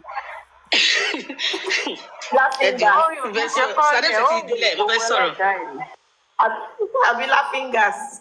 kò ní skill orin rárá kò ní talent orin rárá ó ṣẹ̀ṣẹ̀ ń kọ́ ni. n tó tẹ yẹ kó jẹ́ ọpọlọ sísí fún wọn ni pé lẹ́nu ìgbà tí Mohbad lọ yìí táyé ń kígbe ikú wo ló pa Mohbad ẹ wo àbúrò ẹ wo bàbá kí ni nǹkan tí wọ́n ṣe jáde táyé tẹ́wọ́ gbà wọ́n ayé ò lè tẹ́wọ́ gbà wọ́n tó rán dalẹ̀ Mohbad wọ́n dalẹ̀ Mohbad àwọn ẹbí burúkú ẹbí tí yóò gbọ́dọ̀ fi tọrọ yẹn wọ́n dalẹ̀ Mohbad ní ló fà tó jẹ́ pé ní kò sí nǹkan kan tán lè dáwọ́lé tó lè yọrí sí rere láyé kò possible gẹ́gẹ́ bí ọ̀rọ̀ tí kì í béèrè àwọn àgbàlagbà wọ́n ní bí bọ́mọ ẹni bá ń jẹ kòkòrò tá a bá bá wí wúrúwúrú rẹ̀ ní oníjà sùn lóru kí wọ́n yọ Mohbad kan yọ àdúrà kò ní ọgbà ẹ̀wọ̀n àbí ìyà kan nínú gbogbo bí ìyà rẹ̀ bá ṣe wò ó tóbi tó èyí tó kéré ń bẹ̀ rárá tó kéré jù lọ kán má fi jẹ́ kán wá wò pé bóyá àwọn dáwọ́ bò lórí àbáwọn àwọn fi bùn aburú náà fi ń rà fún un torí kò sí nǹkan kan láyé kò sépè kan tó jà tó ju ẹlẹ́dàá lọ nítorí wàá fi lè mú ẹlẹ́dàá jà tó mú ẹlẹ́dàá jà ẹlẹ́dàá kí tó wá sí ẹlẹ́dàá lásán ẹlẹ́dàá okùn bí ọmọ ìyá níwọ̀ tó ranjú lẹ̀ ní tó ranjú lẹ̀ tó ṣe pójú ẹran lẹ̀ gòdògbò tí wọ́n fi ń pa ẹ̀kan tí ẹ̀mí fi ń bọ́ lọ́rùn ọmọ ìyá ẹ̀ lọ́rùn ẹ̀gbọ́n ẹ̀ ó dẹ̀ wá ó wá ló panu mọ́ àbò ó pa inú ẹ̀ mọ́ ó ò lè sọ̀rọ̀ ọ̀dàlẹ̀ wo ló tó báyẹn ìyàwó lè wá ó lè lọ kò sí nǹkan kan tí Wùmí fẹ́ ṣe fún Mohbad láyé tó lè dùn Mohbad bí alára tó tí ọgbẹ́ inú tí àdúrà yẹn tó kọ́ sí Mohbad. ẹrù bójú òkú òrìnà ni ojú òkú òrìnà ju àwa tá wà láyé lọ. kí ni yẹn ó dìpù gidi gan bó ṣe ń ká wa láyé ó tún kéré nínú bó ṣe ń ká olóògbé gangan la pé ọmọ ìyá òun. àdúrà bẹ́ẹ̀ ṣe rí yẹn gbogbo ìṣẹ̀lẹ̀ tó ṣẹlẹ̀ sí Mohbad ní the last moment tádùá witness yẹn every minute every day ló máa wá sínú ọpọlọ ẹ̀ ló máa rí kíní yẹn bíi vision ní ọmọ àdúrà yẹn ìyẹn lásán ó ti tó ní rílé ayé gbé mọ́ gbogbo ẹ̀ ń dáwọ́ gbogbo òun náà ni trauma tí mo sọ nípa yẹn trauma tó rí yẹn lásán bí wọ́n ṣe pa ẹ̀gbọ́n yẹn trauma yẹn nìkan lásán kò lè jẹ́ kó ṣayé kò lè mú jẹ́yàn bó ṣe wà yẹn. all right. uncle àti ẹ̀ka sàn àti Debbie ẹ̀ka sàn mi mo ṣe kíní yẹn ka o ṣe rí mo fẹ́ dá sí ọ̀rọ̀ tí ẹ sọ sí ni ṣe rí àdúrà tó bá pàdúrà nígbà tọ́rọ̀ yẹn ṣe làdúrà bá jẹ́wọ́ ni wàláì àdúrà ò ní ìjìyà kankan tó fẹ́ jẹ wàláì tàlà tó bá dé kóòtù wọ́n kàn lè fáìn ẹ̀ ṣùgbọ́n torí pé wọ́n ti promise ẹ̀ pé kó má wọ̀ọ́rì pé immunization yẹn ló máa gbé lọ everything Mohbad kíkọ́ kìnìkan yẹn àdúrà kì í ṣe olórin o ó ṣe ń kọ́ DJ yẹn gan ni o ìgbà tẹ́gbẹ̀ẹ́ lọ sí show tó máa ń mú lọ show yẹn ló ṣe ń kọ́ DJ o kò mórí kọ o àdúrà kì í ṣe olórin rárá àtọ̀ kò ní tẹ́lá ti oní rárá àtọ̀ bọ́dí ti pé Wùmí ti promise ẹ̀ pé kó má wọ̀ọ́rì ẹni tí àbá Mohbad pátápátá wo ló máa gbà kò possible ẹ bá pé wọn bá orin tó kọ yẹn gan wọn gbé orin Mohbad wọn gbé sórí orin Mohbad ní tẹ́ bá wo àwọn orin tó sọ pé òun kọ yìí náà wọn gbé sórí orin Mohbad ní kò rí orin kankan kọ rárá àtọ̀ ṣé wàá rí wọn ní Àjùmọ̀bí òkan tànú ẹni tó máa ránṣẹ́ ni wọn ṣe ń lórí ọ̀rọ̀ àdúrà olùmọye kádùrà wa lọ sí ẹ̀wọ̀n nǹkan tí àdúrà ń ṣe yìí olùmọye kò lọ ẹ̀wọ̀n lórí ọ̀rọ̀ yìí pé ó bọ́ ọ̀tá oṣù tó ju ẹ̀ mọ́ ni pé báyìí ló ṣe rí ní first one àtàkọ́ lọ́ńdà yẹn tí ìyá òjò kó sọ̀rọ̀ yẹn wà láyà àdúrà kò bá mọ́ owó ẹ̀ ò bá mọ́ náà tó wà nílẹ̀ yìí tó wà lẹ́kọ̀ọ́ tó wá tó bá tó lásán àwọn èèyàn bá gbà pé ó kí ni ó sọ dójú ẹ̀ rí ó dẹ̀ gbìjà ẹ̀gbọ́n ẹ̀. wíṣí mi pé pàtó ọmọ ẹgbẹ́ wà láyé gan ogun ò nífẹ̀ẹ́ bí ìrí ẹ tó nífẹ̀ẹ́ gbogbo wọn ṣó lọ fùfún rárá. tó bá pè ọkọ ló pa ẹ̀gbọ́n ẹ̀ bọ́ tí tó ṣẹlẹ̀ lójú ẹ̀ yẹn ó wà ń bẹ̀ náà ó ju ẹ̀lẹ́gbẹ́ ẹ̀lẹ́mí ẹ̀ ti bọ́ lẹ́nu ẹ̀gbọ́n ẹ̀ kẹ́mi tó bọ́ yẹn máa já kúrò yes ọ̀tọ̀ ní kéèyàn sún kéèyàn má jì ọ̀tọ̀ ní pé kíkọ́ ṣẹlẹ̀ kó wá mẹ́rin lójijì gbogbo yín dẹ̀ wà ń bẹ̀ ó dẹ̀ ń wọ ẹ̀gbọ́n ẹ̀ tó jà kóró kú ó tiẹ̀ wà rántí ọyàn méjì tẹ̀jọ́ mu láyé àyà yín ó mú ẹ kó mi tó ti ń jalè ó mú ẹ wá sínú Lẹ́kì ó fẹ́ fún ẹ ní better life káyẹ̀ lè bà á já secondly ọmọ tó lọ́wọ́ ìyàwó ẹ̀gbọ́n ẹ̀ kọ́ lọ́mọ tó wà lọ́wọ́ ẹ̀ ó dẹ̀ pé wọ́n ti ń fa ọ̀rẹ́ nulẹ̀ tó lọ sí show lórí ọ̀rọ̀ ọmọ yìí náà ni tí ìyá àtọ̀bẹ́ ò tẹ̀ bá wá síbẹ̀ wáyé tó lè sọ tòótọ́ fún àwọn òbí ẹ pé ẹ má yẹ kí n tàn yìí o báyìí ló ṣe ṣẹlẹ̀ o ọmọ máa sọ pé báwo làwọn pípì ṣe máa ń sùn máa ń rò pé báwo làwọn pípì ṣe máa ń sùn lálẹ́ tí kí kọ́sẹ̀ sí wo lè máa dàrún láàmú pé ṣé nǹkan tí mo ṣe ìdẹ́ ẹ̀ dà ẹ jẹ́ ọmọ òbí wọn léèrè ni má. laughing gas àjẹ́ ń sùn náà. ṣé ẹ̀jẹ̀ ọmọ yẹn ò bí wọn ni tó máa ń pè ọ́ tá à ń bá wọn ṣe kíní gan-an gbàmí gan tẹ bá rò ń gbàmí gan-an ẹ máa pé bọ́n ṣe pa ọmọ yẹn kàn máa bẹ pé ó ṣojú èèyàn ṣáwọn ò kí rò bẹ́ẹ̀ ni wípé nǹkan tó ṣẹlẹ̀ lọ́jọ́ yẹn tí àwọn bàdàn bàtẹ wá síbi àdúrà tó wà ń bẹ ńkọ́ dàrúṣà ńkọ́ ẹ wá ń dìfẹ́ èèyàn méjì kò possible selective justice tó ń wáyé wọn ò lè rí unless tí wọ́n fẹ́ ṣògbọ́n àwọn tó wà ní ilé yẹn pátápátá tó kọ́ wá ro tiẹ̀ ṣé wàá rí spending ẹ fi spending sílẹ̀ o ojú ẹ̀ gbójú lè yáàmù yẹn mo kọ́ tó bá ti fẹ́ ọmọ yẹn tán ìsìlẹ̀ kó jẹ́ kó náà ó náà máa kó 60% nínú ojú lè yáàmù torí màá tó gbé wọn síra wọn jọra wọn bí ìmúmu ni mo ní kò burú spending kan tó ń bò nígbà tó bá di ẹrù ayé lé ẹ lórí tí wọn kàn lọ di èèyàn 15 yẹn wàá sọ pé tó mọ̀ nípa kú Mohbad spending sì ń kọ́ fa wù mí ẹ wọ́n tó lọ sí tàbí ọ̀dọ̀ fdm bí ìgbà tó fi ṣùgbọ́n sílẹ̀ lórí owó ọ̀tọ̀ ní tó ń bẹ̀tọ̀ ní tó ń sọ ó wá ní nǹkan tí dẹ́fà sọ yẹn ò tọ́ ni dẹ́fà ò parọ́ ó sì pé sẹ́ẹ̀dì parọ́ nìyẹn náà. wàlá ìtàlá yẹn fífún mi mo ti rí wàlá ìnú gbogbo tó ṣẹlẹ̀ inú fíìmù mo ti máa ń wò mí lè parọ́ tán yìí mo kàn máa ń yí ni pé ṣé nǹkan yẹn lè ṣẹlẹ̀ ní láti lò tó ní real life tẹ̀lé máa rí báyìí èèyàn 15 wà nínú ilé go to 2 years now àwọn àríyànkan tó wá bọ́ tó wá sọ pé nǹkan báyìí ló ṣe Mohbad ọlọ́mọ àbí wọn o epo àti ata tí ọmọ yẹn fi fún wọn gbà tó ń bẹ lójú ayé àtòmí tó ń mú nínú owó ọmọ yẹn wàhálà ọmọ àbí wọn lè lọ score free kí tí mo kàn mọ̀ nìyẹn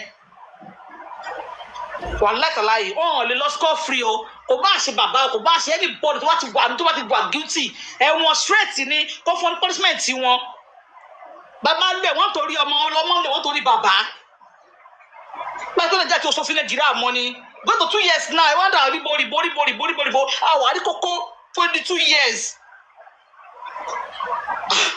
in fact ó ga o ẹ wò ó ẹ jẹ́ kí n dúró báyìí nígbà tó lè fi Don Simon. Bọ́lá àti ẹ̀mọ́ bínú kí dán sí kan tó sọ̀rọ̀ gẹ́gẹ́ bí tí mo sọ lẹ́ẹ̀kan àwọn èèyàn sì mí gbọ́ pé báyà pé Sítú àti Ògúnfẹ́ wọn ń kíra wọn. Ẹni yòó kì í ṣe ordinary lawyer SAN ni iṣẹ́ tó ti ṣe kó tó gba oyè SAN yẹn kò kì í ṣe kékeré orí SAN ò wá pé kó wá rò wò pé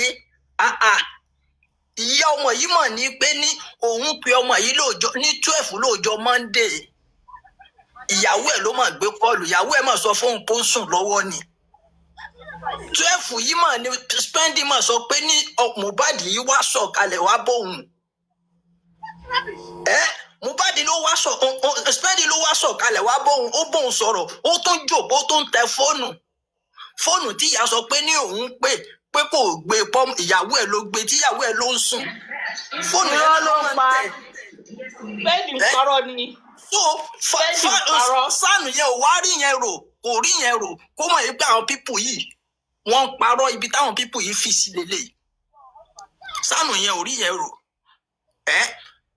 ìyá tó ní àbúrò ìyá tó ní pé òun rí ẹ̀jẹ̀ òun àti ìyá tó mọ̀ láwọn jọ dénú lé yẹn ìyá yẹn mọ̀ lóhùn wọlé ìta náà mọ̀ ní ìyá yẹn jókòó sí ṣé ìta náà ní ìyá yẹn ní àbúrò ìyá ti rí ẹ̀jẹ̀ ló ti rí ẹ̀jẹ̀ ṣe understand báyìí ẹ tún wá wò ó báwo lẹ jẹ́ sí dénú lé yẹn tí bàbá àti àbúrò ìyá fi rí ẹ̀jẹ̀ ṣé bí nọ́ọ̀sì tẹ̀ ń sọ pé ní òun ló gún ọmọ pa nígbà tóun ló dénú yàrá yẹn ṣé bí nọ́ọ̀sì sọ yìí pé ní wọ́n mọ̀ bu lẹ́lẹ̀ tí lẹ́lẹ̀ tutù tí gbogbo ẹ mọ́ báwo ni nọ́ọ̀sì ò ṣe rí ẹ̀jẹ̀ tó jẹ́ pé ní ẹni tó wá gbé padà ní alẹ́ tó ti kú tán ìtún wá ní ẹ̀jẹ̀ tó wá sókè orí bẹ́ẹ̀dì ẹ̀ dẹ̀ gbé sórí bẹ́ẹ̀dì ẹ̀ bọ́ ṣe gbé dé abẹ́ step náà ẹ̀ bá mẹ̀ sí. how come tẹ́jẹ̀ fi wá sókè bẹ́ẹ̀dì tí nọ́ọ̀sì ò sì rí ẹ̀jẹ̀ bẹ́ẹ̀dì tí ẹ̀jẹ̀ sókè. orí SAN yìí ò wá pé kó wá ro gbogbo yẹn tó tún wá fi ń blame bàbá ọmọ yìí tí ò sí ń bẹ̀ pẹ̀lú wọn. ẹ wá ní irú SAN yẹn kò ti compromise.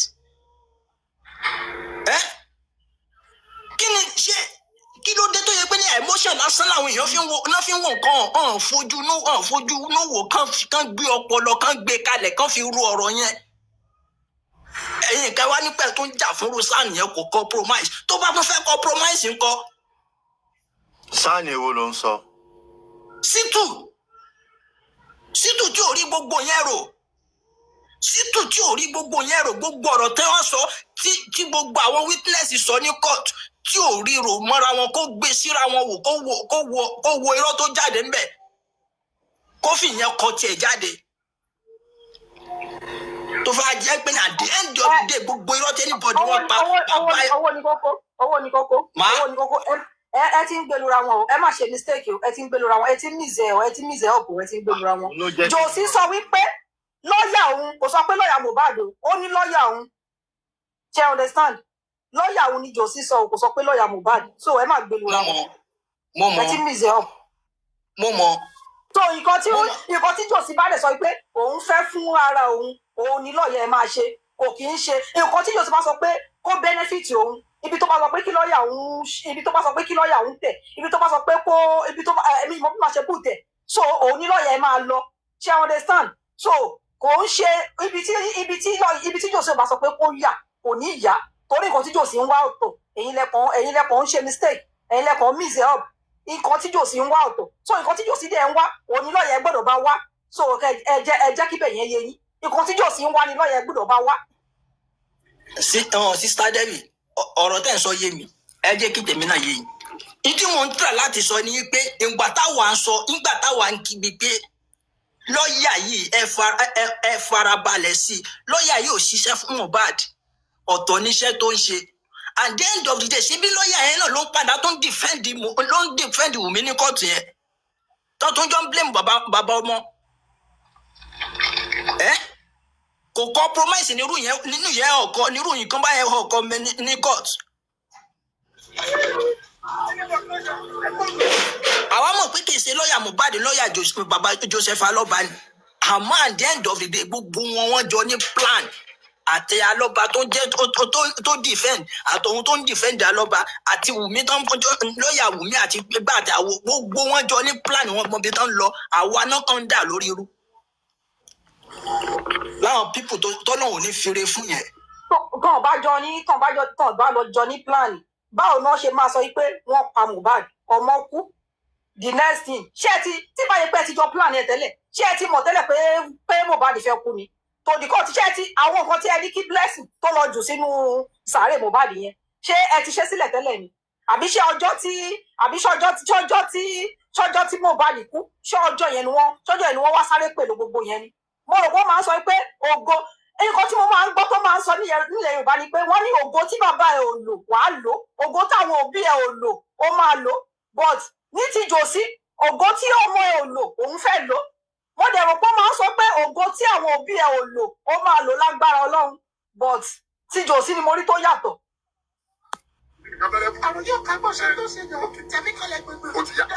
Ìyá Mohbad ẹ má bínú o, ọjọ́ tí wọ́n lọ sí first corona inquest tọkọ ìtàbí ìyá Mohbad ni pé mo kú bẹ́ẹ̀ Saturday kọ́tọ́ kìbìjọ Monday pọ̀ mọ́ mi kú.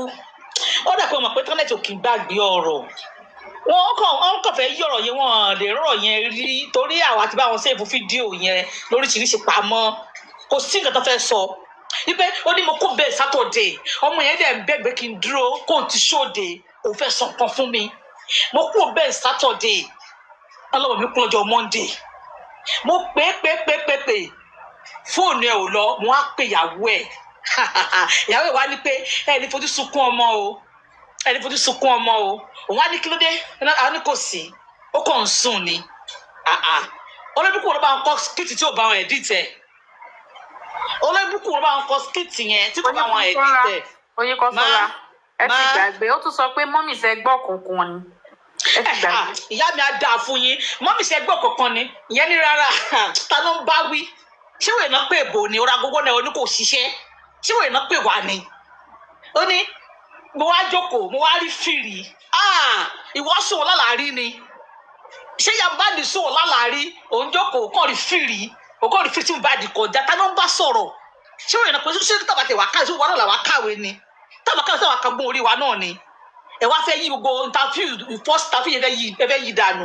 Wèrè spending tó náà rí Mohbad láyé ọ̀sán, ibi tó ti Mohbad yóò máa gbé fídíò yẹn fún wa. Torí àdúrà sọ pé ẹ tó wá lòun rí ẹ̀gbọ́n ní aago 12 ọ̀sán lọ́jọ́ Monday, òun tó ń parọ́ ni. Spending ọlẹ́wà ó ti jẹ. Sísọ ní kó sọ̀rọ̀ kílẹ̀ ní ẹ̀sìpẹ̀tì tẹ́lẹ̀ pé kírísípẹ́tì ṣé ẹ̀yin fẹ́ kó kan àlẹ́ ẹ̀ mọ́ àgbélébù ni abẹ́yìn ò rí bí Liam ṣe jọ spẹ́ndì tójúbójú ẹ̀yin tó ṣe ẹ̀rí pé sọ́ọ̀sì náà ni Mohbad ní Liam gbé ni so ẹ̀ ò lè máa ẹ̀sìpẹ̀tì pé kó kan Wùmí mọ́ àgbélébù náà lẹ́ni tó ń bá sùn lẹ́ni nínú prison Wùmí tẹ̀sí ẹ̀ pé Liam miss you. Wọ́n máa jọ pàdé ara wọn lẹ́wọ̀n láti lọ faṣọ pépé rúkọ ọba ni. Ẹ jẹ́ ká fún yín láyé kan sọ̀rọ̀. Ó yá ẹ ò mute mic yín ẹ sọ̀rọ̀. Mo kí gbogbo lé o. Ẹ káàbọ̀. Gba tí bàbá Mohbad dé ọ̀dọ̀ very dark man. Kí ló dé tí bàbá Mohbad sọ fún pé ẹ̀mí mímọ́ ló sọ fún un? Ó ṣe dárúkọ pé ìyá Mohbad ló pòun. Bàbá máa parọ́ fún gbogbo àwọn èèyàn. Bẹ́ẹ̀ tó bá délé ó mọ nǹkan tó ń ṣe. Èèyàn méjì péré ló máa fún yín ní justice. Yomi very dark man because Yomi gangan ó ti ní evidence. Kí ló gbogbo nǹkan tí Wùmí ṣe very dark man kò ní láti interview Yomi. Kò ní láti interview Wùmí because èyí tí ó ti ṣe ìgbà tí Yomi ti mú sílẹ̀ yẹn òun gangan ni very dark man lò. Ìgbà tí Yomi tó mú àdúrà sílẹ̀ ẹ wo gbogbo nǹkan tó ń jáde gbogbo àṣírí tó ń jáde ká ní Yomi ò mú àdúrà ṣé gbogbo nǹkan tí Wùmí sọ yẹn ṣó máa sọ kí náà fẹ́ fi máa sọ wọ́n pàápàá Wùmí ṣe báyìí ó ṣe báyìí ẹ lọ wo platform àwọn tó ń tẹ̀lé Wùmí sí i Yomi náà ṣépè fún báyìí sí pé tí ó bá ṣe lórí burúkú yìí sí yìí ẹjọ́ ti tán báyìí báwo làwọn ìfẹ́ sọ̀rọ̀ wèrè yìí sí yìí because òun gangan ti evidence ti wà kò sí mọ́ ìfẹ́ ṣe bẹ́ẹ̀ gbogbo evidence tí Yomi ní very dark man gangan ló máa ti tó ẹ pé gbogbo whole world máa rí pé bẹ́ẹ̀ ọ̀lẹ́ ìfẹ́ ṣe lè kò sí mọ́ ìfẹ́ ṣe nítorí ẹ̀ ló jẹ́ kí bàbá máa padà sáré kiri sí bàbá ti rí pé òun gangan ẹ̀wọ̀n ti ń ṣílẹ̀kùn ẹ̀wọ̀n lẹ̀ fún òun kò sí bóun ṣe fẹ́ ṣe òun ló jẹ́ gbogbo nǹkan tẹ́ ẹ rí yẹn ṣèbá àwọn tó ń ṣépè fún àwọn èèyàn tó ń tíyàn láì tó ń tọ́ fún bàbá kí kàn ṣe máa ṣépè báyìí sí ẹ má wò rí yẹn evidence wà lórí owó tí kan fi tó máa gbà tí bàbá bá dẹ́wọ̀n sí i bóyá owó tó ń gbà yẹn bóyá ó máa lọ fi gba bàbá lẹ́wọ̀n bàbá ń ṣe nǹkan tó yẹ pé ẹ máa parọ́ fáwọn èèyàn ẹ máa ṣe nǹkan míì gbàtí òkè lọ́ọ̀yà bàbá gangan sọ fún bàbá pé ó máa lọ ẹ̀wọ̀n pẹ̀lú nǹkan tó ń wà nílẹ̀ yìí bẹ́ẹ̀ ká ní pé irú ẹ̀yìn yìí lẹ́ ń sọ fún bàbá yẹn pé nǹkan tó ṣẹlẹ̀ yìí ẹ̀wọ̀n ti wà ń di ẹ̀rù lọ fa àdúrà gangan ni kò mú báyìí kò lọ bá Yomi kẹ mú ẹpọn àdúrà kẹ mú bọ́n sọ́tọ̀ fún bẹ́ẹ̀ nísìnyí ìgbà ká nípa ẹlòmíì ló sọ fún bàbá yẹn pé ó máa lọ sẹ́wọ̀n àwọn kan fi máa ti jáde ọtí máa ṣépè. Ó yẹ kó lè máa ṣépè fún lọ́ọ̀yà àwọn báyìí kí ló kọ́ lè ṣépè fún lọ́ọ̀yà báyìí èbí lọ́ọ̀yà gbogbo. ṣé lọ́ọ̀yà wọn sọ fún lọ́ọ̀yà jòsí sọ fún jòsí pàṣẹ wò. ó máa ṣe wọn ṣèbí ó rí nǹkan tí George sọ wípé ẹni tó lọ sin òkú ó ti commit ó sọ fún.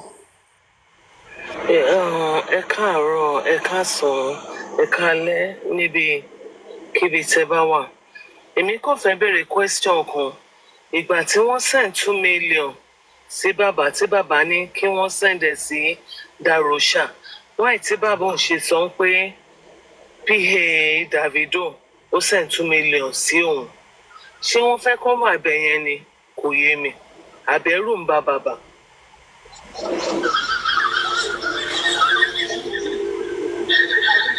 òbí ẹgbẹ́ ọ̀rọ̀ kó yẹ kó sọ̀rọ̀ yẹn mọ̀rọ̀ nígbà tó ń bá very dark man sọ̀rọ̀ ó sọ pé Davido kó rán POS òun láti fún un ní 2 million. èmi ò kó yẹ kó sọ̀rọ̀ mo ní pé kò sọ̀rọ̀. mẹ́ṣọ̀nù yẹn ń pé wọ́n send 2 million sí òun ní kán fún Darosha why that. ẹ má bínú mọ́ mi ṣé ẹ rí fẹ́ dàgbà tó interview wọn yẹn ó kàn fẹ́ gbọ́ tẹnu wọn ni ó ti gbogbo evidence ó ti mọ everything ó fẹ́ kàn náà sọ opinion wọn kọ́ra ẹ pé ó kàn sáyé dé evidence yẹn against wọn ọ̀rọ̀ tó dàgbà sọ́dọ̀ fẹ́ rẹ́ ká dáadáa dákùnmá yẹn bàbá gun ònà tán bẹ́ẹ̀ bàbá sì ń kó fún àwọn kankan wọn go straight to the point wọn sọ reality ọ̀rọ̀ tó ṣẹlẹ̀ gangan wọ́n sì dúró lórí pé ọ̀dì 12 náà pe àwọn which means bàbá dẹ̀ sọ pé ọ̀dì 11 náà bá dínkù ẹ wo mi tí ẹ mọ tó fẹ́ sọ̀rọ̀ yìí mọ́.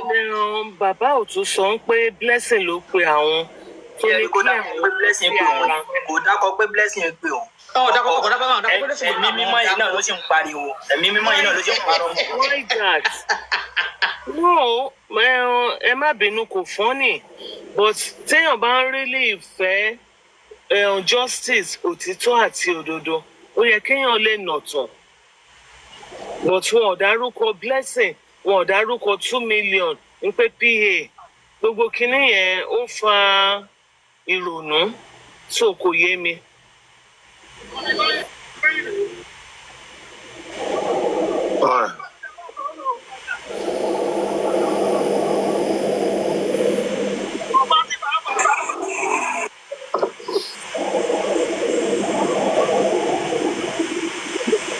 Bàbá ti mọ nǹkan tó ṣẹlẹ̀ sọ́mọ ẹ̀ ogún ni bàbá fẹ́ gbà ìnáwó ni ẹ mọ̀ pé gbọ́ngàn. Nǹkan tèmi tún wá think why tó ṣe jẹ́ pé why tó ṣe wá jẹ́ pé VDL Naira Marley pẹ̀lú Sam Larry ni bàbá kọ petition fún ṣé nítorí nǹkan tó wà ní ọwọ́ Naira Marley tó yẹ kó sọ fún ọmọ wọn ni àbí èwo kò yé mi because téèyàn bá fojú inú wò téèyàn bá fẹ́ justice àwọn tó wà nínú ilé ló yẹ kọ́kọ́ kọ petition fún but ẹ̀kọ́ fún Naira Marley bully lè pààyàn kí má purọ́ ṣe understand but wọn ò sí nílé even tí wọn bá sí Nàìjíríà èèyàn ti lè arrange ń pé kó ṣe iṣẹ́ kan fún òun but ó yẹ kí wọ́n kọ́kọ́ fún àwọn tó wà nílé náà kó tó di pé. mọ́mí abroad bẹ́ẹ̀ ni búni ti jẹ́ bàbàrà àwa táwa Nàìjíríà ìjojúmọ́ là ń fèsì ìjojúmọ́ ni ta ni búlẹ̀ ara wọn. ó kì í ṣe gbogbo tó ń ṣẹlẹ̀ lórí social media yín sìn everybody ń bú àwọn bullying kọ́ ni. bullying kọ́ ni kìí dẹ̀ ṣe pé ọmọ yìí kìí ṣe pé ní ọmọ yìí lọ lọ́nà náà yìnbọn fún àbí náà jó táyà àbí náà jó nǹkan sí mọ́tò ẹ̀. It's not like that ọmọ yìí wà nílé náà fi pa. wọ́n ní àwọn ọmọ bàbá wà ní ìyàwó wà ní àwọn tó yẹ kẹ́ fèsì wọn àwọn bíi ó kì í sìn èèyàn kú sínú ilé ṣé ẹni tó wà ń ta tí ó mọ nǹkan tó ṣẹlẹ̀ nínú ilé òun ló fẹ́ sọ nǹkan tí ó ṣẹlẹ̀ nínú ilé ni ẹ̀dẹ̀ lẹ́yìn wá èèyàn tó ikú tó pa ẹni tó wà nínú ilé àwọn èèyàn tó wà nínú ilé dẹ̀ wà ń bẹ̀ béèrè lọ́wọ́ wọn ará àtàlẹ́ ó máa sọ fún yín ikú tó pa àwọn ẹni tó wà nílé you dey play. bàbá yẹn adẹ̀ ń dáwọ́ adẹ̀ ń tọ́ra wa adẹ̀ náà wà jẹ́. kò tiẹ̀ yéèyàn kan tó ń ṣe wọ́n tiẹ̀ máa ṣe. tó ń ṣe òye yẹn wọlé kí bọ́ọ̀sì á dáa fún yín nǹkan tó ń ṣe òye yẹn. ó yé anybody mọ̀ nǹkan tó ṣe tí ó bá yí tí tẹ́ni téèyàn parọ́ fún bá mọ̀ èèyàn tó ń parọ́ fún máa mọ̀ pé àwọn ń parọ́ náà. ikú Mohbad division of labour ní ọwọ́ èèyàn kan ló ti drop last and that's it. wọ́n kúlẹ̀ ẹ̀ ó ṣe kíní kan wọ́n nà sí ọ̀tọ̀ wọ́n ṣe gbogbo ẹ̀ ta wọ́n ṣe gbogbo ẹ̀ èèyàn kan lè kú ọmọ èèyàn kan lọ́mọ ẹ̀ kú sí lọ́wọ́ last. téèyàn máa gbàdúrà sí Ọlọ́run ni pé téèyàn má ṣe èèyàn gbé bíi partner but kò sí nǹkan kan wà tó máa ń pè ní karma ó lè má jẹ́ ń sìn ó lè má jẹ́ ní ọ̀la but karma will always speak. Bàbá sọ fún pé òun ò rí àdúrà bá sọ̀rọ̀ àdúrà sá fún un ìgbà tí Mr. Yomi mú àdúrà sílẹ̀ tí bàbá ń sáré lọ sí station ẹni tẹ́lẹ̀ ń wá. Bàbá kọ́ ló ti sọ̀gbọ̀n lọ station. Ìgbà tó wá mú ọba yín mú pé ẹni yíre o nǹkan tẹ́ fẹ́ bí ẹ wá dé. Ẹni láti wọ́n yẹ ọmọ òdà sí. Ẹ wá ń sá ẹ̀dẹ̀ máa sọ̀rọ̀ kan fáwọn èèyàn níta pé ẹ béèrè lọ́wọ́ ẹ̀ màmá ẹ̀ gbé sáfù ẹ tún máa parọ́ mọ́ màmá ẹ̀ pé màmá ẹ̀ ò jẹ́ màmá ẹ̀ ló ń bá gbé kọ́ọ̀lù ó máa lọ àdúrà ń sùn lọ́wọ́ ìgbà tí àṣírí tó máa ló jẹ́ kí yọ̀ mí gangan mi láìkì Yọ̀mí fún kankan ibi tí nǹkan tó kọ́ ló jẹ́ kí n láìkì Mr. Yọ̀mí ni pé ó ní ọ̀kan tí Mr. Yọ̀mí dá recently èèyàn tí ó fún Mr. Yọ̀mí lówó tí Mr. Yọ̀mí dẹ̀ rí pé mi fẹ́ máa rí pé o ti fẹ́ lọ máa gbà bọ̀dẹ̀ ó tú síta ká ní nǹkan mi bóyá máa tú síta nìyẹn ṣe máa ti rí pé nìyẹn kò ń ṣèyàn tó lè gbà bọ̀dẹ̀ kálẹ̀ lómi irú nǹkan tí Mr. Yọ̀mí dàgẹ̀ nìyẹn sí àwùgbà jẹun kọ́ba ẹni yìí ó fún mi lówó bẹ́ẹ̀ ó wò pé àìrọ̀ o ṣe ti máa mọ ẹni tó ń wá justice irú bàbá yẹn ẹ mọ iye owó mi tó ti máa wà káàntì ẹ̀ tó yẹ pé tó bá pè lálẹ́ pé bàbá yẹn nǹkan báyìí ni kò sọ nǹkan báyìí ni kò sọ nǹkan tó bá ní kó sọ ló ṣe ẹ̀yin náà ti padà rí pé nǹkan tó bá ní kí bàbá yẹn sọ ló ń sọ ẹ mọ̀ náà everybody mọ̀. Yes, now. Wọ́n ní ring light. Rẹ́sì sìn àti ìrì kó sọ̀rọ̀ láti ìgbà àti anybody wá àti ìrì kankan báyìí sí gbogbo wọn wò ní wọ́n ṣépè fún ẹni tó dájọ́. Ṣé ẹ wọ́n ní àlàtí Mr. Muyiwa tẹ̀ ń kọ́. Mr. Muyiwa ti parí. Igbó rere wọ́n ti rìn lọ. Ṣé wọ́n ti parí justice tí wọ́n wọ́n ti parí iṣẹ́ tọ̀dọ̀ tí wọ́n báyìí láti gbà wọ́n. Nǹkan tó ń jẹ́ ká jẹ́ wà láyé. Tó ní go for me. Àdúrà tí gbogbo akọ̀ máa ń ṣe. Assignment Muyiwa done and dusted. Muyiwa dẹ̀ lọ bẹ́ẹ̀. Done and dusted o. Ó dẹ̀ kówó lọ bẹ́ẹ̀ yẹn. Muyiwa ti parí àṣà síbẹ̀ ṣe rí bàbá Mohbad ní síbẹ̀ sí o. Muyiwa ni igbákejì ẹ̀. Àdúrà gbogbo wa ni pé ẹ̀ṣẹ̀ bàbá àbí màmá kí Ọlọ́run má yọ ní ara àwa ọmọ because owó kan báyìí ó tójú ojú ìtìjú wà ń bẹ̀ I can't get it because orú èyí tẹ́ fi lọ sọ pẹ̀lú VDM yẹn ó yẹ kẹ́ sọ everything tó ṣẹlẹ̀ wọ́n send owó sí yín bye but sọ gbogbo yẹn ìyẹn lèmi expect kí wọ́n tún fi ojú síbẹ̀. Kọ́ sọ fún very dark man pé àwọn méjì làwọn ní ìyàwó kò lè dá wọn lóhùn ọmọ àwọn gangan kó bá àwọn fà lé lọ́wọ́. Bàbá ń bá ọmọ ẹ̀ sọ̀rọ̀ bàbá ń bá ọmọ ẹ̀ sọ̀rọ̀. Sọ ẹ̀dẹ̀ lẹ́yìn ẹ fẹ́ gba justice báwo lẹ fẹ́ gba justice ọmọ àtìyàwó ọmọ nǹkan tó ọjọ́ plan nǹkan tó ṣẹlẹ̀ ní ṣé kí ọmọ wa wà kọ́mọ free kíyàwó lọ sẹ́wọ̀n. Èmi ò blame àwọn tó wà nílé o kí n má purọ́ because ọmọ wà ń bẹ̀ uncle tó jẹ́ Dàrósà wà ń bẹ̀ wọn ò sọ òótọ́ ọ̀rọ̀ so ẹ wá expect àwọn tó wà nílé kí wọ́n lanu kó sọ̀rọ̀ it's not done. Okay, nǹkan tí dẹ́fà tó wà ń ta sọ́n sí tó bá sọ pé irọ́ ni dẹ́fà pa ń kọ́. ṣebí àbúrò wà ń bẹ̀. Ọmọ gangan ló yẹ kó bàbá ò mẹ́ṣọ̀ ọmọ láti gbà tí bàbá ti lọ tán bọ̀ wọn mẹ́ṣọ̀ pé kọ́ bá wọn kọ́ pẹtíṣọ̀ àdúrà kọ́ má àdúrà bóyá justice ò ní jáde ẹ wò gbà tí Mr. Yomi má àdúrà ẹ wò nǹkan tó ń ṣẹlẹ̀ àwọn gbogbo àwọn tó pé anti justice ọ̀hún sùn fóònù bíi mẹ́ta mò ń lò ọ̀hún sùn everybody ń ké kiri. The only thing I'm going to say pé kinní yẹn ó deep ju bí gbogbo wa ṣe ń rò lọ. Kí ni second video yẹn? Bùbí ṣe interview mẹ́rin lórí 50 second video yẹn. Ẹyọkùn jọra wọn. Mẹ́rẹ̀ẹ̀rin wàá jọra wọn kò wá sí ìdọ́kọ̀kọ̀. Ẹ ti rí justice náà ẹ ti rí justice ẹ ti rí ti tẹ̀ ń lọ kí lẹ tó wá fẹ́ kọ́ sọ. Èèyàn ti sọ nǹkan tó máa sọ ẹ ló ti sọ ẹ̀dẹ̀ tún náà wá justice. Ṣèbí nǹkan tó yẹ ká pọ̀ ṣùgbọ́n nìyẹn. Ìgbà táwọn èèyàn tó lọ mọ nǹkan tèmi wẹ̀ wá ń rò ní pé àwọn tó lọ mọ ara ò ta wọn báyìí but àwọn àtàwọn wà tá à ń ṣe family tá à ń ṣe ẹbí tí ara ṣe wá ń ta wá báyìí ó ga o so kí gbogbo wa kàn máa gbàdúrà fún àwọn èèyàn wa ń pé àìrójú àìráyè ń pé gbogbo rọ́bìṣì kó má ṣẹlẹ̀ ní àyíká wa because abiyamọ gidi tó jẹ́ ọkùnrin àbóbìnrin kò lè rí orúkọ báyìí kó gbẹnu dákẹ́ onítọ̀hún gan máa rẹ́dì láti fi láìfẹ́ sílẹ̀ ń pé kóun kú but kí òun kó jáde ẹ jẹ́ ń fi yín sílẹ̀. ẹ ṣe mà why don't thank you. kò síbọ̀ ilé kọ́bà àdúrà tó àdúrà ṣe máa ṣe. ìyá bá dùn fẹ́ kú fọ́mọ tiẹ̀ o. àdúrà kò síbọ̀ ilé kọ́bà ẹ̀ tó máa ṣẹ̀wọ̀n. ó máa ṣẹ̀wọ̀n because ẹ̀rì nǹkan tó ń rí lórí fóònù even kó má jẹ́ pé òun ló sẹ́ndì ẹ̀ tó ní pé òun kọ́ lóun bẹ̀ orí fóònù ẹ̀ nìkan tí ó rí ló wà tó dẹ̀ ń kọ́bà ẹ̀ tí ó jẹ́ káwọn èèyàn rí òótọ́ òun náà máa lọ sí ó kàn gbogbo yìí tó ń ṣe yẹn embolization gbogbo ó sì ń ṣeré ó ń ṣeré ni ẹ̀wọ̀n ẹ̀gbọ́n tó ti wà á lẹ̀ tó ti ṣí kọ́kọ́rọ́ tó máa fi ṣí gan-an ó ti wà á lẹ̀.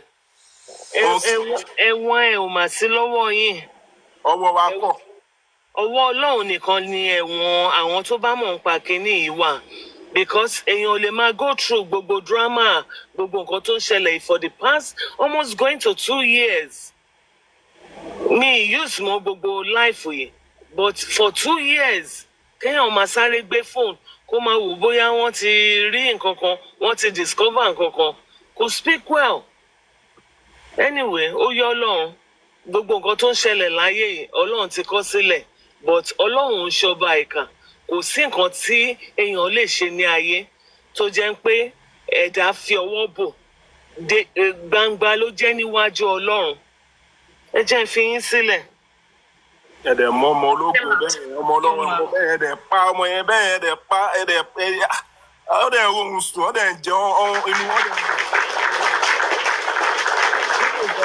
dáhùn èèyàn bá sọ̀rọ̀ gan-an ìdájọ́ tó dé bá wọn náà. ìyá tí lọ di ilé eléwé ní Lẹ́kì kí ló wá kú ní Áfíríkà ìyẹn Áfíríkà kí ló máa ń pè kí nìyẹn kí ló máa ń pè Áfíríkà ìyẹn kí ló máa ń kọ ilé iyán ìyá tí lọ ń jẹ iyán ilé iyán kí ló wá kù wọ́n ti gbàgbé ọmọ tó wà mọ́ọ̀gì. irú ọmọ bíi Mohbad ń sìn àti rí ọmọ tó jọ ọmọ bẹ́ẹ̀ ní Kòròdú báyìí sìn ẹ̀pà ẹ̀yìn ẹ̀wẹ̀ wá ọkọ̀ yóò lè balẹ̀ o ọmọ yẹn ó ti sọ̀rọ̀ lẹ́kọ̀ọ́ tó lọ nà òbí bí ẹni pé bí ó ti mọ̀ pé wọ́n fẹ́ pa òun ni ó dẹ̀ ti sọ̀rọ̀ lẹ̀ ọ̀rọ̀ ẹ̀ máa ṣẹ gbogbo àwọn tó pa ọ̀ọ́ni sinmi.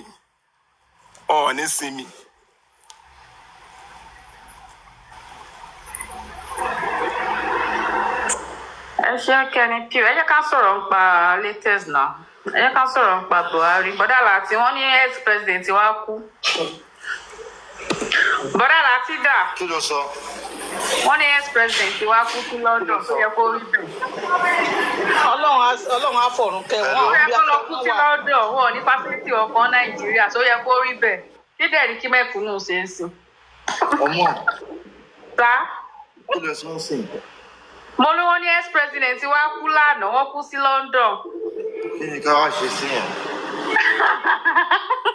bọ́dà láti sóyẹ kọ́ lọ kú sí London ṣé kò yẹ kó ní fásitì Nàìjíríà tó kú tán lè kú sí. ọ̀sẹ̀ ni wọ́n ibi tó yẹ kójú ti tì wọ́n nìyẹn. ká tó ní kẹ́kẹ́ ká sọ̀rọ̀ lé lórí ni a lè ga náà jẹ. ó yẹ kójú tí wọ́n kọ́ lọ ìlú tí wọ́n tún ṣe.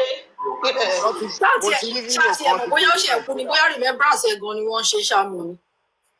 ẹjọ́ náà president wo ṣé Jubril ló kú ni àbí Buhari gangan.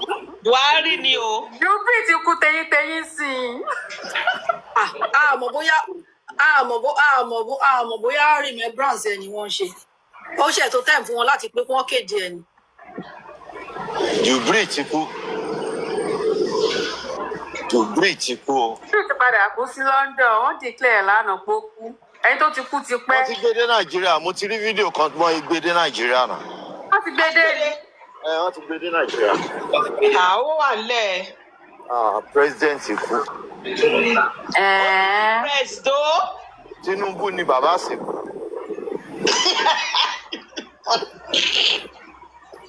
kò tí ẹ lọ regime Tinubu tán kò tí ẹ lọ first regime ẹ tán. Tinubu ni bàbá àsìkò. ṣé bàbá Àwùjalẹ̀ náà tún fi wà já ọbọdà láti. Àwùjalẹ̀. mo tún Àwùjalẹ̀. ọba kìíní. Àjẹ̀bú náà. ọba Àjẹ̀bú. ìyẹn náà ti wàjà. látànà. Àwùjalẹ̀. Àwùjalẹ̀ Jẹ̀bú Òde tán ṣe ojúde ọba. Bàbá pẹ́ǹtì wọn, bàbá tó ti jọba láti 1960. Bàbá ló 91 years láyé, wọ́n ti dàgbà náà. Wọ́n ti dàgbà o. Tí Buhari ló tiẹ̀ tì mí lójú jù jíjẹ́ lọ kú sọ́spítà. Ìgbẹ́ tí ń sàṣàrà Fẹ́mi ẹ lọ kú sọ́spítà. Tó yẹ kó kú sọ́spítà. Bọ́dà láti wọ́n pọ̀ ń bẹ̀. Akéètì ìgbà yìí, ó náà lọ kú sí Germany. Wọ́n pọ̀. Ibrahim ṣe 82 years. Ta ni ẹ? Òbúrú àìsàn jẹun gbádùn ni. Ta ló kú sí Germany? Akéètì Akérédolú ńgbà yẹn náà, gọ́fúnà Ondo State, ṣebí Germany náà ló lọ kú sí. Wọn ò ní fásitì ọ̀pọ̀ Nàìjíríà. Ṣé Germany ló lọ kú sí? Àbúkọ́ lọ máa kú sí kọ́ńtírì orí kọ́ńtírì. Àwọn aláyé bàjẹ́. Ó tí o, gbogbo kù díẹ̀ káàtó tọ́ba rẹ̀ ní báwọn sọ, kọ́ yé máa kú síta. Ó ga o. Láì sí pé kò sótọ́ lè fi ṣerú nǹkan bẹ́ẹ̀ sílùú tiwọn náà. Owó yẹn wà, ẹ wá ń bẹ̀rẹ̀ owó káàkiri, ẹ ń bẹ̀rẹ̀ owó kiri. Òbúrú o. Ẹ wo gbogbo owó tí Buhari kó jẹ ń gbé fọ́dún mẹ́jọ. Kí ló sọ ẹ̀mí ẹ lò? Ọlọ́run tí ò sọ bá a kà. Ó kó fìjọba lẹ́kọ̀ọ́ ìpọ́dún méjì. Jẹ́ fàrà bó ṣe kánjú kúrò lórí state. Ó kánjú kúrò níbi kan kò lè wait kí Tinubu wọbẹ̀ ńgbà yẹn. Kò lè wait kó wọbẹ̀ ló ṣe sáré kúrò ńbẹ̀. Kò lọ́dún méjì ó ti kú. Ó ga o. Gbogbo tó kó jẹ gbogbo mansion tó kọ́ sí Dàwúrà tó ń kọ́lé káàkiri kò sí tó dé nìyẹn.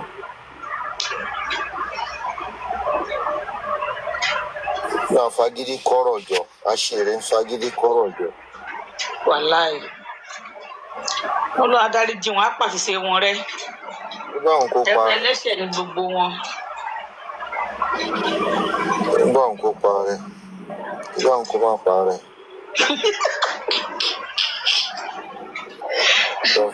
Èyí tí òkú tó lọ ń fi àjẹ lórí bí ṣe à ń kọ́, Ọlọ́run tí ò sọ bá a ka. Èyí tí òkú tó lọ ń fi àjẹ lórí bí ṣe à ń kọ́, tí ò máa dùn ayé mọ́.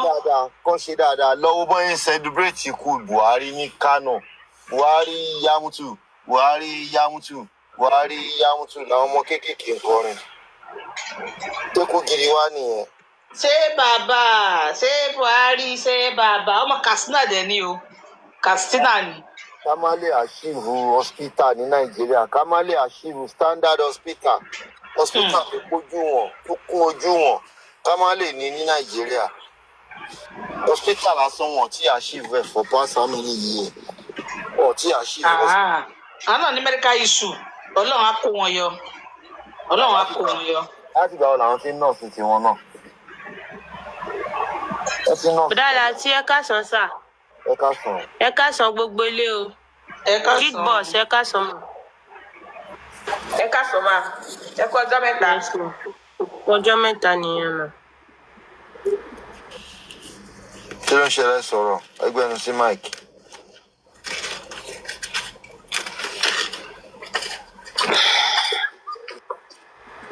Ẹgbẹ́nu sí Mike. Ẹ káàsán.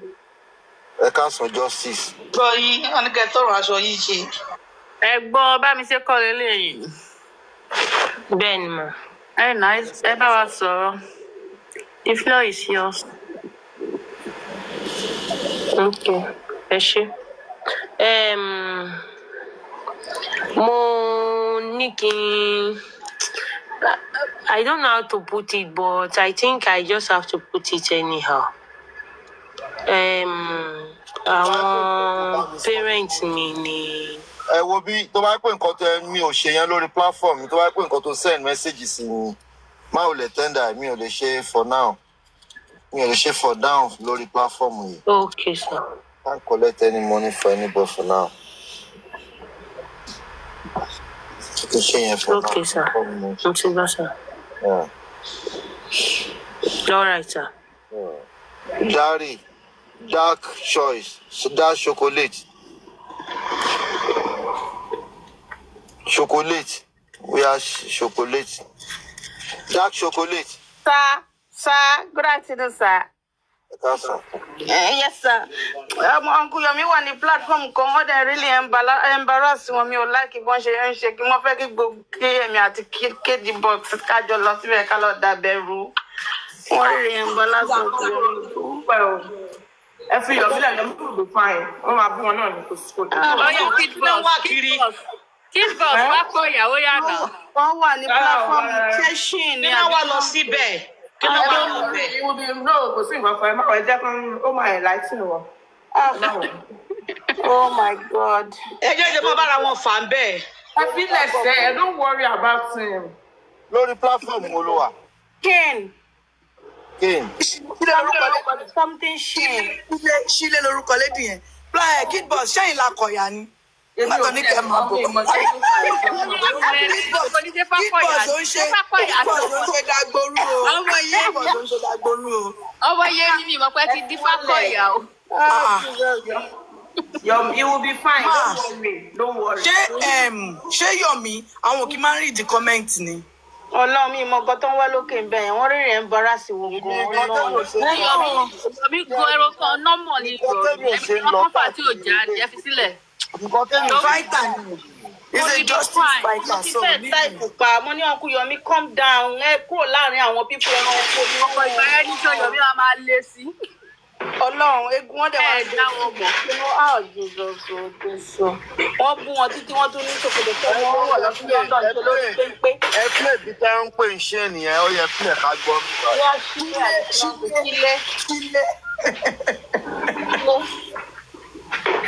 Ẹ pílẹ̀. Bọ́lá tí máa stress ọ̀rọ̀ níjà rè gbogbo àwọn ọmọ tó wà ń bẹ̀ yẹn àwọn ọmọ tó ń yẹn. Àwọn ọmọ tó lẹ́kọ̀ọ́ yẹn lọ àti ojú abẹ́ Uncle Yomi. Ojú abẹ́ ṣẹ̀ débẹ̀ ni ojú abẹ́ tí wà bẹ̀rẹ̀ kan. Ó ṣẹ̀ débẹ̀ ni ojú abẹ́ ṣẹ̀ máa débẹ̀ ni kò sí bẹ̀ lẹ́ẹ̀kan. Iyọ̀ ọ̀fẹ́ gbé mi ó dàbò. Lárìnkà ẹ lọ́kọ̀ yà. Ó dàbò. Wàhálà tí mo ń lọ ilé o, ẹ jẹ́ kí n lọ mọ comment. Ẹ ṣe sà. Ẹ lè play now. Ẹ lè play. Fóònù ẹyọ kan péré ni mo ní. I only have one phone. I don't have two phones. Okay. One leg kò easy. Madam, rest your mind o. There is nothing. Ẹ mọ̀ wá ó máa ṣèyàn lára bákan báyìí ná pé Uncle Yomi tó ń da ẹwẹ́ bọ́lẹ̀ kílẹ̀ Uncle Yomi tí wọ́n egun wọn tí wọ́n lè pápápá. Ẹ̀kọ́ máa ẹ̀bára sí wọn àwọn náà fà kí náà wá lọ síbẹ̀. Mo bèbè ẹgbọ́sẹ̀ ní kẹ́.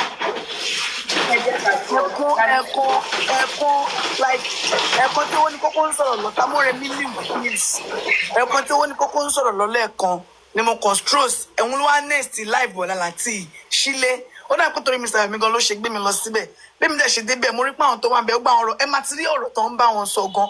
Líò wọlé ànábì ìlàgàtà kínní kan wa gbogbo wọn náà wà bẹ̀. They were like Brother Yomi, why are you here? Ṣé Rubí ló yẹ kẹ́ wá ni? Calm down. Kínní kan as in àti ẹ̀gbọ́n pa. So he's fine. Apẹtẹbí come, he's fine. So èmi ò mọ tẹ́bẹ̀rẹ̀ fún wọn bọ́lẹ̀ ni.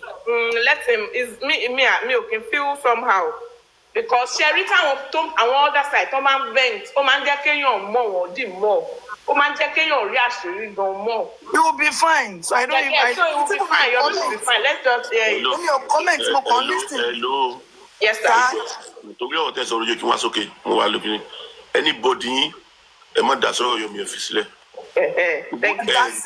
Ẹ máa gbọ́ mi gbogbo ní notice kankan tí mo ti notice nípa Yomi tó àgbà mo ti dákẹ́ mo fẹ́ sọ fún láti mo kàn tó dákẹ́ kí n má sọ ni notice ó yẹ kí gbogbo ilẹ̀ bóyá ilẹ̀ notice tí anybody yóò fẹ́ sọ̀rọ̀ ni ìjọ tó ti wá síbi last tó ti wà lórí péjì láti bí táwọn kan sọ̀rọ̀ tó tán ní ẹ̀sìpádàbí sọ̀rọ̀ nípa lọ́ọ̀yà bíi owó kan táyìn kan fi sọ̀rọ̀ àtàkẹ́ lórí péjì pé kán má sọ̀rọ̀ pa owó kankan mọ́ kìnìún kankan báyìí ó bí nínú ó bọ́lẹ̀ the next day njọ́ ìgbà tó open page tó open platform lónìí òní lọ anywhere mọ́ ló sì kí nìyẹn. ẹ máa gbọ́ mi àbúṣe kò ní pé òun fi òun máa ń tọrọ àrí fúnra ní pé máa lọ́jú káàkiri kìnìún kan báyìí tó sọ lágbà yẹn the next after the 1 week and 2 weeks every now. Only the court can issue it.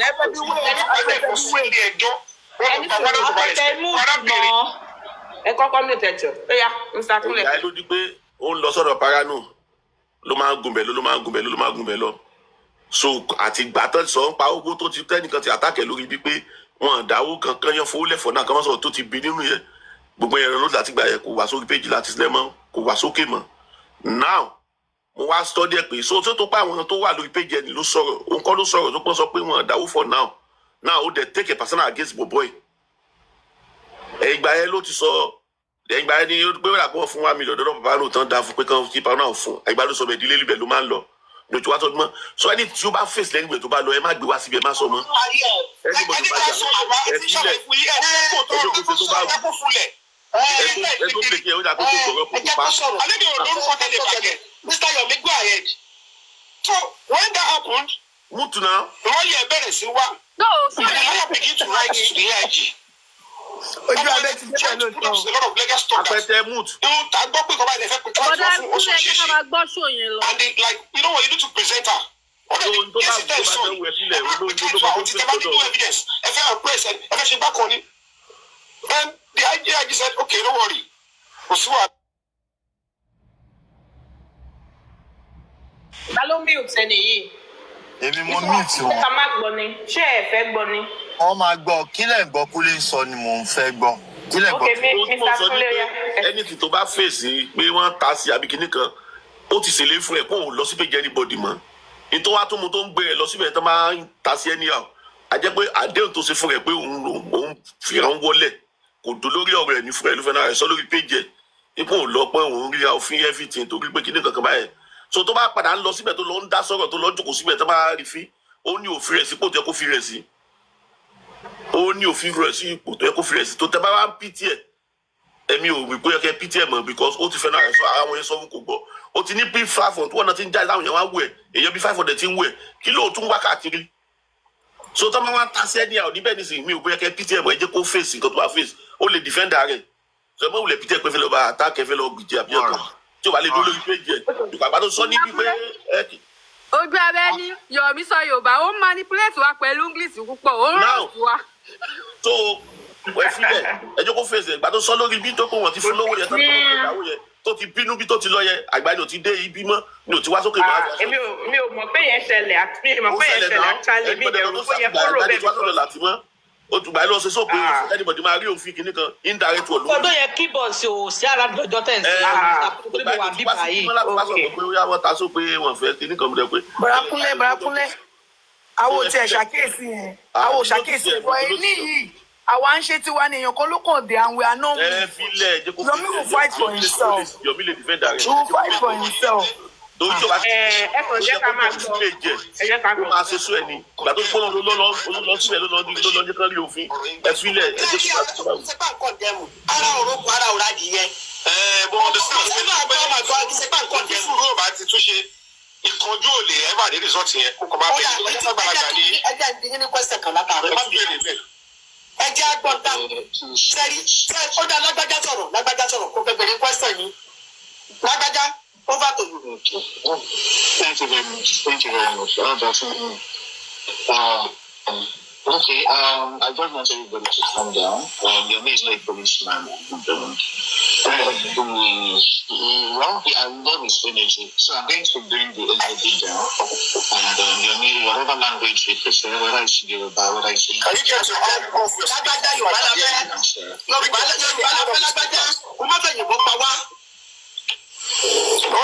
Okay, so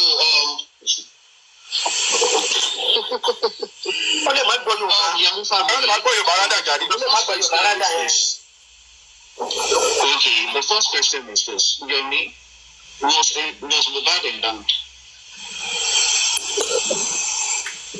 According to the father and the court case that the court case, the police petition from the father of the child who claimed and confirmed that he saw his boy embalmed, and the fact that Adura at some point admitted that it was actually he was the one that embalmed and not Darusha.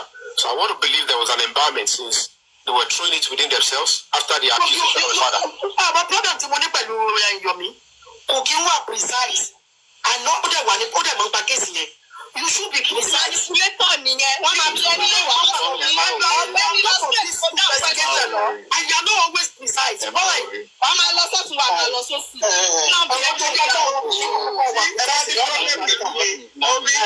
somebody probably pẹ̀lú mi ṣàlàyé straight. Àwọn senators ẹ̀rí wọ́n tó lọ sí public hearing. If you ask some reasonable questions, there will be our question come out to that big. Don't kill yourself off guard. You are asking as if I am the one that actually I was there physically. I'm down Nígbà tó yẹ bá Mohbad, àbí kí ló ń jẹ́ I'm down to apá yóò bá ta yín ní sùúrù. Ọmọ ìjọ àgbẹ̀ ní sùúrù mọ̀. Ẹ jẹ́ kí lágbájá parí ọ̀rọ̀ rẹ̀. Wọ́n yá lágbájá yáyá àti gbọ́dọ̀ sọ̀rọ̀ fọ́ọ̀dù gbogbo eléyìí. Ọmọ Nàìjíríà jọ gbogbo wa bí ilé okay, Yomi, calm down. It's very sad, it's not setting up. I love you. No problem, Yomi. Don't be emotional about it. It's pure nonsense. It's not making sense about it.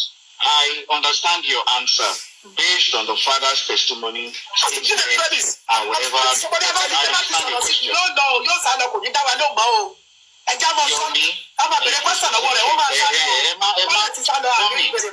Calm down. I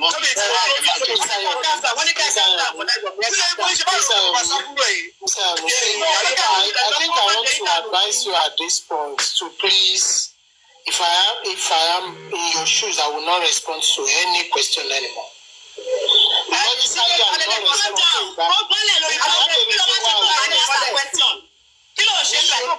This should be vice versa, not towards only one more than hello, please one house, please. Mommy, Lágbájá. Yomi sọ pé àwọn ò ní lọ sí pláfọ́ọ̀mù àwọn èèyàn mọ́ kí ni wọ́n ti sọ sílẹ̀ dá ìdí bí wọ́n ti ní ìṣẹ̀lẹ̀. À ń jà fún ẹ̀tọ́ ni. Men justice must be prevailed. Yomi, Fabi, I know you like, let me just put it like more than a years now. You have àtijọ́ pàdé ní Dubai and I get pàdé ní most of countries more. And I know the kind of person you are. I will just beg you. Ara kò sẹ́ni tó máa ṣe tí ò ní sọ bọ́rọ̀ yìí ṣe ṣẹlẹ̀ tí ò ní ìkálára. Ìkálára yẹn ló jẹ́ kí àwọn èèyàn tẹ̀ ń rí ó sọ̀rọ̀ tínú wọn dùn, especially mama and the other sister. And my own advice is that please, if there's anything in your power that you can do, that the truth will be told to everybody. Yes, this is the truth, and the truth you are standing on it, not going back, going front, going back, going front. Sorry, sir, Ejo. Emma destroy flow in your John long. I know how to calm down to ask him questions, Ejo. Okay, if you don't also wait. If you know you calm down, you say you know how to calm me down to answer the question. He's a brother to me. I can talk to him, and he's going to answer. He's going to answer. Okay, so let's just continue, please. Don't worry about that, sir. Thank you very much, sir. Okay, can you continue now? Okay, thank you. Okay, now based on your response, Yomi, to the first question I asked about embalmment, from the father's instance of saying salt was placed on his chest, and I believe you are learned in English language. Is that embalmment? I think there should be another process that involves embalmment apart from putting salt on the chest. Even if it's a local embalmment, and other procedures that are involved. That's my own opinion. I was talking about palm oil and all of that too. So people are only talking about salt only. But if you can hear from the Yomi, have you spoken to any mortician about? Yomi, have you spoken to any mortician about placement of salt on a corpse if it is embalmment before? This is the first time I'm investigating a case that I have to do with embalmment. And to be honest with you, no, I am only investigating. Have you spoken to a mortician concerning salt placed on dead bodies? Have you ever asked a mortician? I have not. It's a yes or no question. I have not. No. Okay, good. Okay, good. Now, what's the difference between embalmment and dehumidification? Yes, my dear brother, my knowledge on this aspect of preservation of body is a little bit low because it's not my area of expertise. You understand? So I don't have much answer to say. Okay, let me help answer the question so that you could ask a mortician, and whenever you see me speak, you could call me a liar if what I say is wrong. Now, the issue of embalmment means you preserving a corpse from decay. Yeah. Dehumidification means you reducing the water vapor in the atmosphere. Yes. That is humidity means water vapor in the atmosphere. Then when you dehumidify, it means you should reduce it. Yes. Placement of salt is not just done on corpse alone. Okay. You could do it in a room that is too misty. That means you can't see clearly. You place salt there, then the salt would absorb the water and it will kick up. Okay.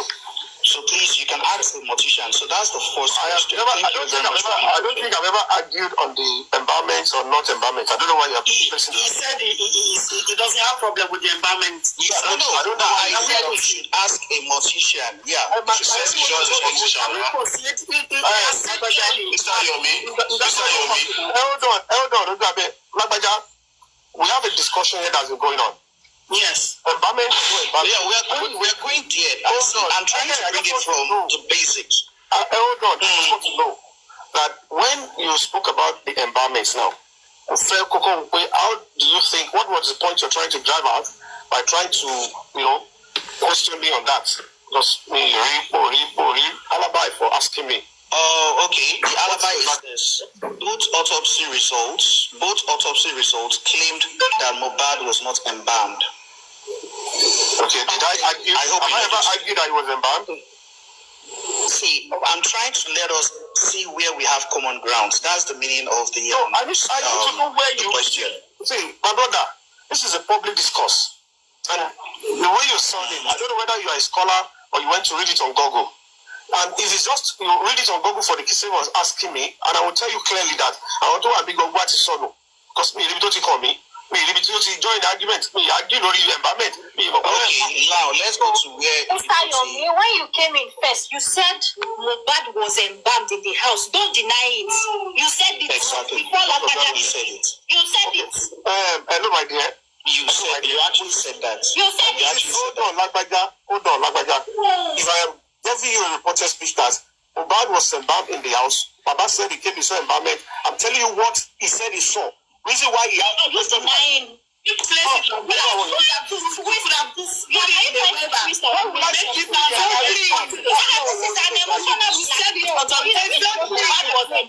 It's different. What was embalmed? You said something and you are denying it. Jesus of Nazareth. Okay, please let's drop that. Let's drop that.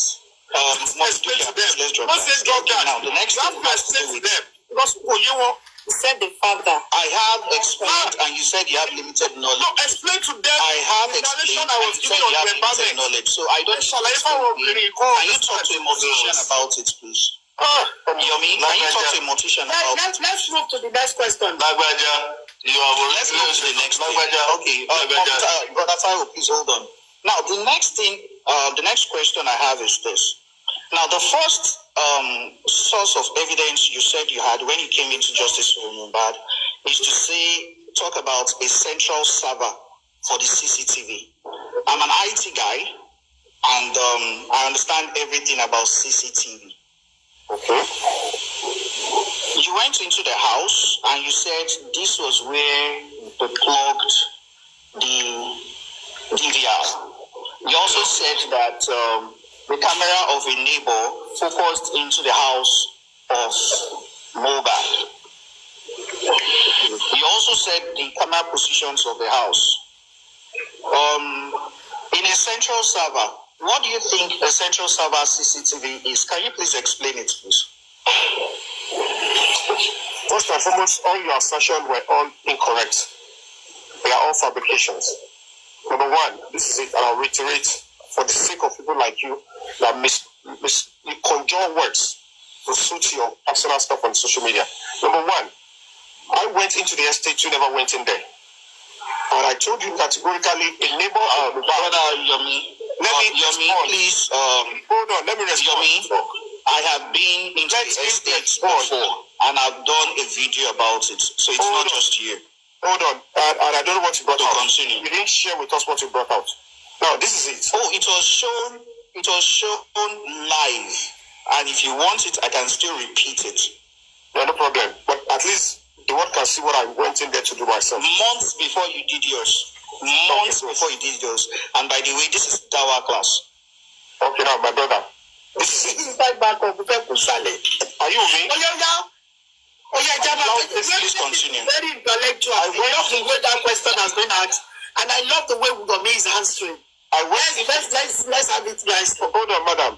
I went into the estate, and before I went into the estate, a neighbor of Mohbad came on my live, who shared the same CCTV, the same house formation with Mohbad. She offered openly that the person that installed Mohbad's CCTV installed her own CCTV. The world can see them, and everybody beckoned on her that she should not share such information openly. That she should, as a matter of fact, go to my DM, and then we exchange contact.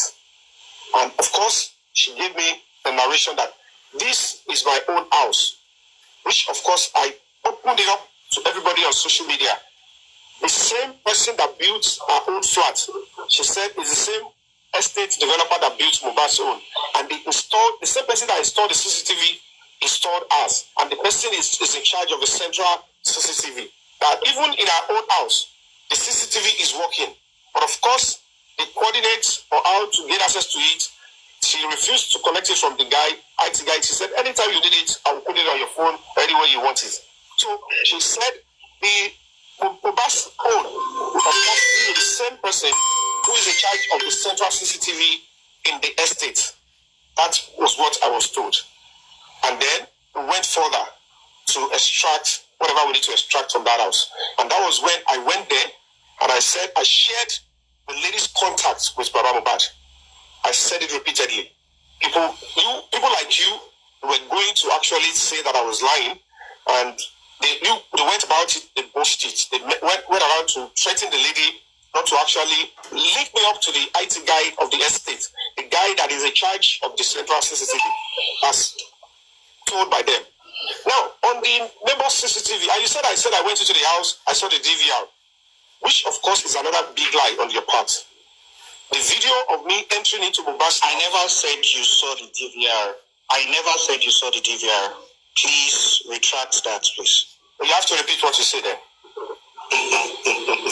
Okay, please listen again. I said when you got into the house, there was a point in which some cables were coming out, and he said this should be the point where the DVR would have been connected.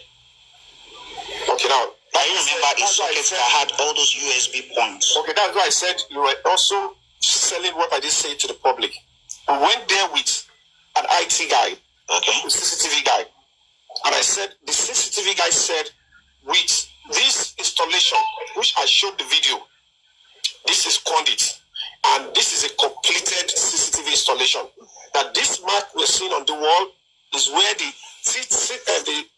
images will be transmitted into a particular stuff, and this had the mark of a CCTV, and it went about to say the CCTV in this particular Mohbad's kitchen, in the living room, and all of that, they were fully installed, and I showed the video to everybody, and that have answered your question.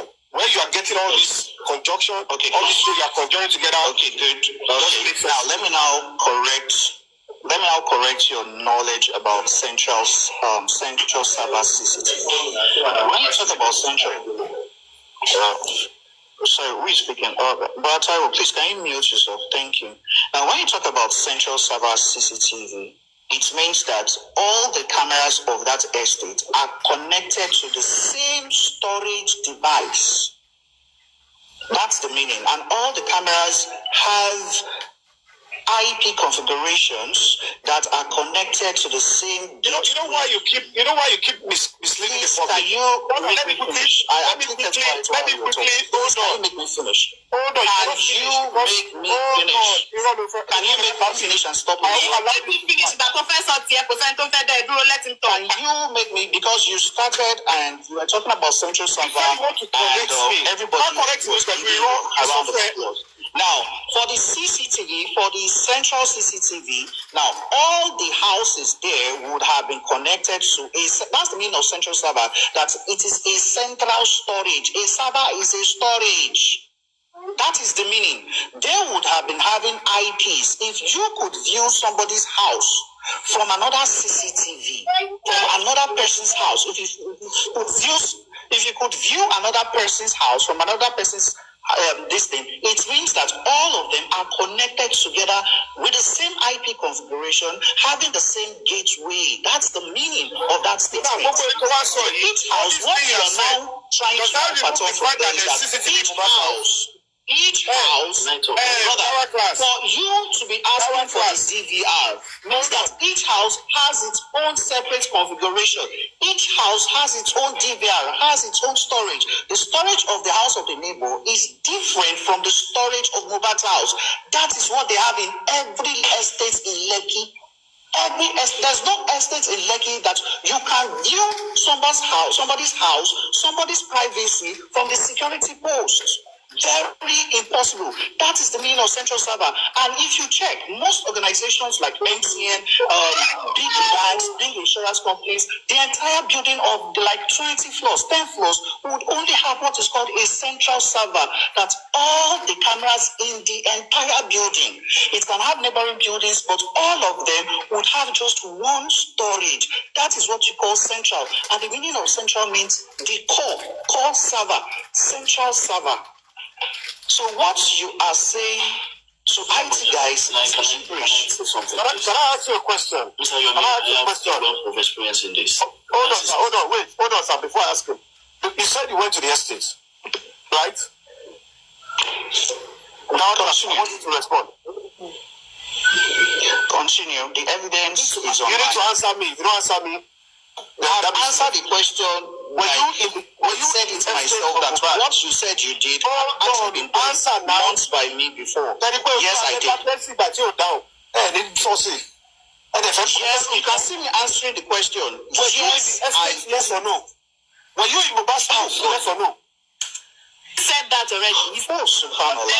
Why are you repeating Mohbad's house? Yes or no? Why are you repeating the question? Were you inside Mohbad's house? Answer. I'm going to deny answering that question. Go and check online if has showed it. Next person. Now the next question is this. I'm not going to answer you again. There's no point giving audience somebody. Can I have another person? Well, I'll be talking. If you like, don't answer. Have you ever seen a police investigation where a private individual will be told to purchase phones for phone forensic storage?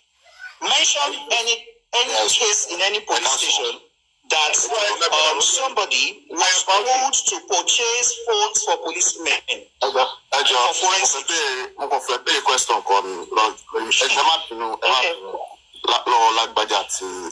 And everybody to all the line. Justice for Mohbad, everybody one. I attack everybody in the bay. I believe it's Ojabe and Mr. Lagbaja. So I believe to tell everybody wow, justice for Mohbad. People everybody conscious back one now. God bless you. Mr. Lagbaja. Okay, let me answer that question. I'm going to answer that question. At least now, you guys are brother. Do you pay taxes? No, it's not funny. You say part of Mohbad down. It doesn't remove the fact that Mohbad has a CCTV. It doesn't remove the fact that the estate has a central CCTV. And all this one. Now, Can I say something? You are all fighting for Mohbad.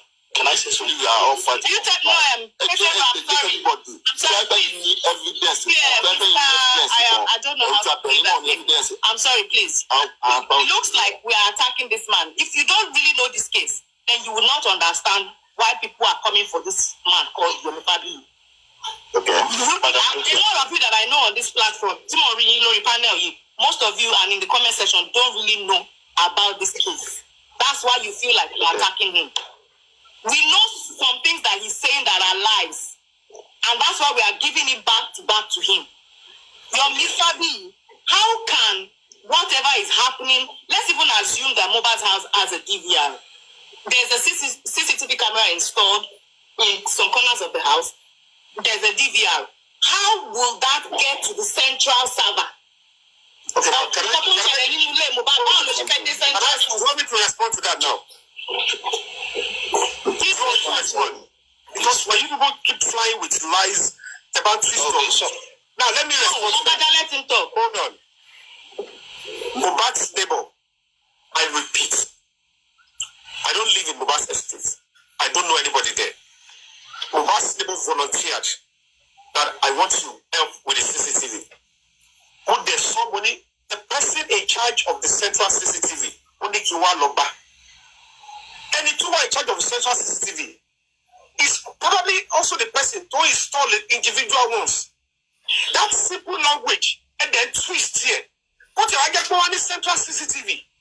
My own is any two one estate here to go past CCTV no label bad. They should help us with it. How did they get crime? Okay, where did you see hold on? Again, for me, neighbor has come to that's a big lie because this is not the first time that you will come out and tell us. Because this is central CCTV. This is not the first time. We've heard you say it on your live video on a different platform. Short there. Where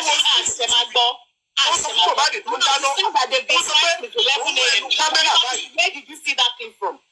Where did you see it from? Where did you get the clip? Where you said, once you want, I want to support 11 Laro. Okay, check your response here now. Okay, now let me respond that to you. Like I always tell you, when you might choose to invent Bobini, but because you assume that, I don't know, let me just respond to that. When I went into that estate, and another neighbor of Mohbad, you all saw the video of the neighbor giving me audience and asking me to come into his house. And I got into the house. He gave the details of what was in the CCTV and told me I need to go to court. The only reason why he would release the CCTV is through court order. Hey Joe, I came back to meet the same family. As at that time, they didn't do anything with me. They didn't do anybody. Every one of them was supposed to jump on this. I gave it the location of the CCTV to Mohbad's uncle, Mr. Fabuiwa. They want me to go and run it. I said, no, let your lawyer do it. Let them go and lift it. Let's go and meet them. Okay, no, I gave the Baba the number of the police to my shepherd. Baba no, the number of and the tushi if booming up. Came back to Monique number of Pani and Loba Kelly on CCTV. See your basin come back, Manico Lobe. And Beroloni. Now you are saying I'm lying. Most of them are bad. You don't have bad. You move to face the commissioner of police. So, I face the commissioner of police. I move to protest. I also for me. No collect the House of Assembly. I want to take the protest to the House of Assembly. So, you know, come back here.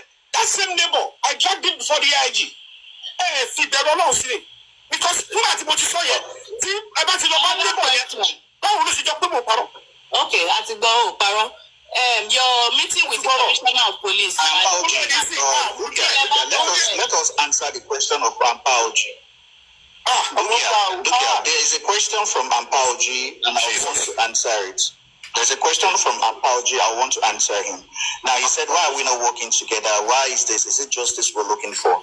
Now, as Nigerians, we pay our taxes, and the people we pay our taxes to, they've instituted a judicial system that is in charge of crimes, investigation, and prosecution of anybody who does that. Okay, so I, for one, since the inception of this case, I have taken it as a cause to support the police, help them in their investigation, and whatever evidences in my purse, I would give it to them. Okay, so how are we to help the police in this is by gathering whatever we can on social media and give it to them. It's not coming on social media to ask for donations. No. People we are to assist is actually the police. And how are you going to assist the police? According to the Commissioner of Police, the former Commissioner of Police, Mr. Monwa, was that whatever evidence you have, take it to Panti. There are some officers of the law in charge of the case. Not you coming on social media to tag someone, a suspect, a witness, a this, a that. No, you don't do that on social media. There's no courtroom on social media. Whatever you have on social media is called jungle justice, which I am strictly against. Okay?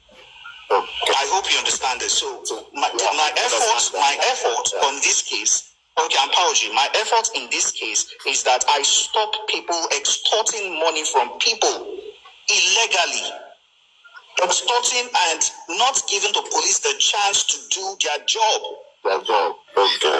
Imagine somebody saying that they want to do forensics on a phone and you are going to buy phone for the police. Are you not going to even the investigation yourself? Can I respond to that? So these are the guys. Please, I'm still talking. Let me finish your meeting. Mr. Yomi, please hold on. So these are the things we see on social media, like a GoFundMe raised on what? A GoFundMe raised for what purpose? And for what purpose? For what purpose? This issue is a thing of the state versus anybody who is caught guilty. Why do you need a SAN for a corona inquest? Why do you need a SAN for it?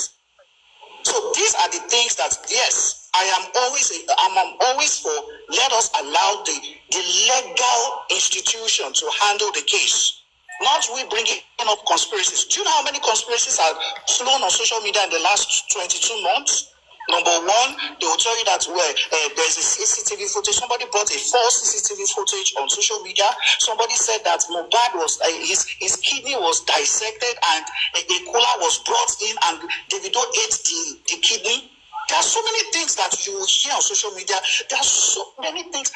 Somebody even said he died of ear infection. Somebody said when he walked into the hospital, he had a snap. He snapped with Mohbad.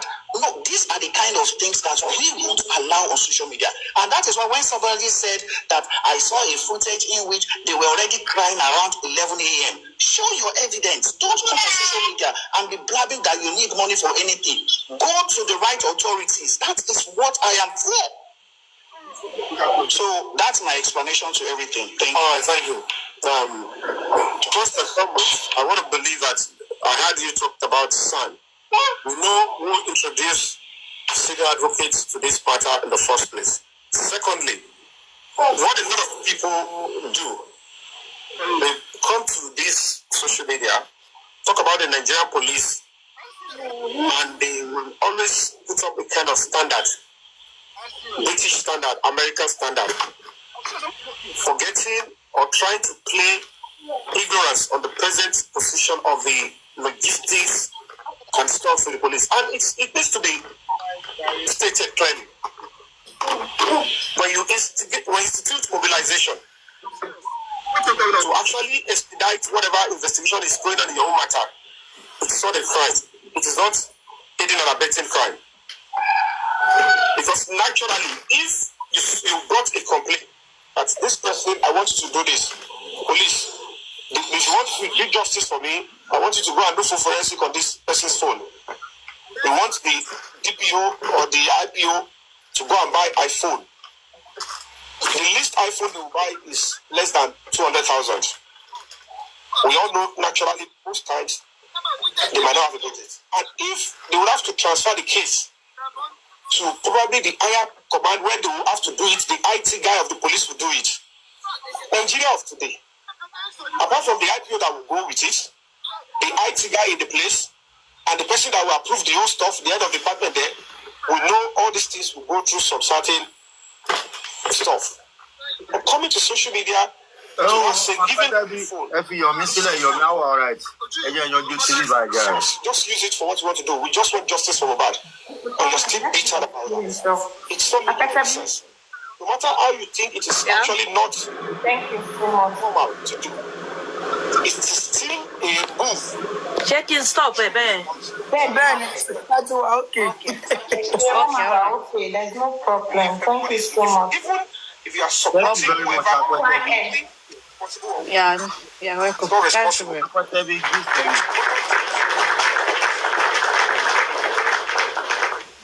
MYN. Yeah, mate, what are you doing here? Yes. I just Relax. Relax, me. Really? Hello. I'm going. Okay.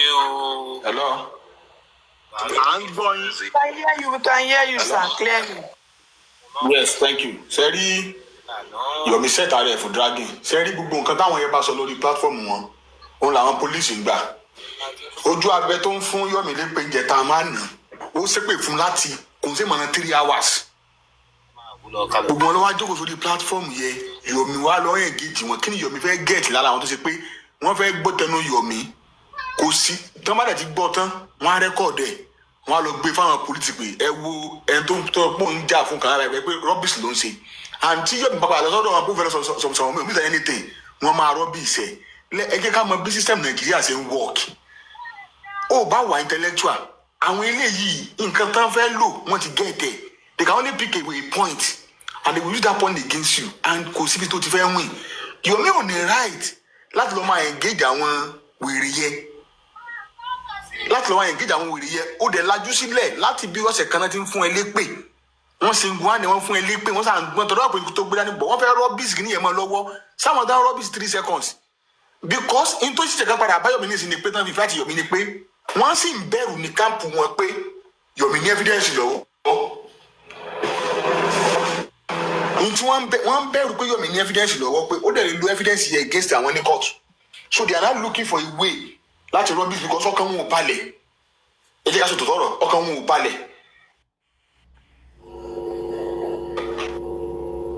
And truthfully lóòótọ́ Yomi lè ní evidence yẹn lọ́wọ́ as a weapon. So kó mọ̀ pé òun máa sọ ara òun kó padà sí Nàìjíríà gan kó watch movement ẹ̀ torí bó ṣe wà yẹ target ló máa jẹ́ kò ní reason àti máa engage wọn náà because bó nǹkan tó bá sọ wọn máa rubbish ẹ̀ ni ìyẹn bá báwọn ìtẹ̀sí kí n ro ohun kí n ronú gbà mí kò yé mi o contribution tèmi nìyẹn.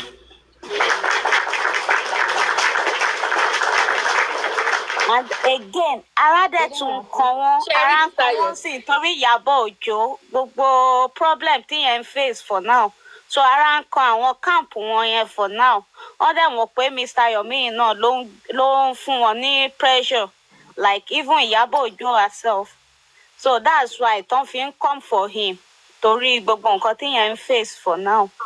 But one thing about Mr. Yomi ni pé kò fi bẹ́ẹ̀ mọ àwọn people yìí.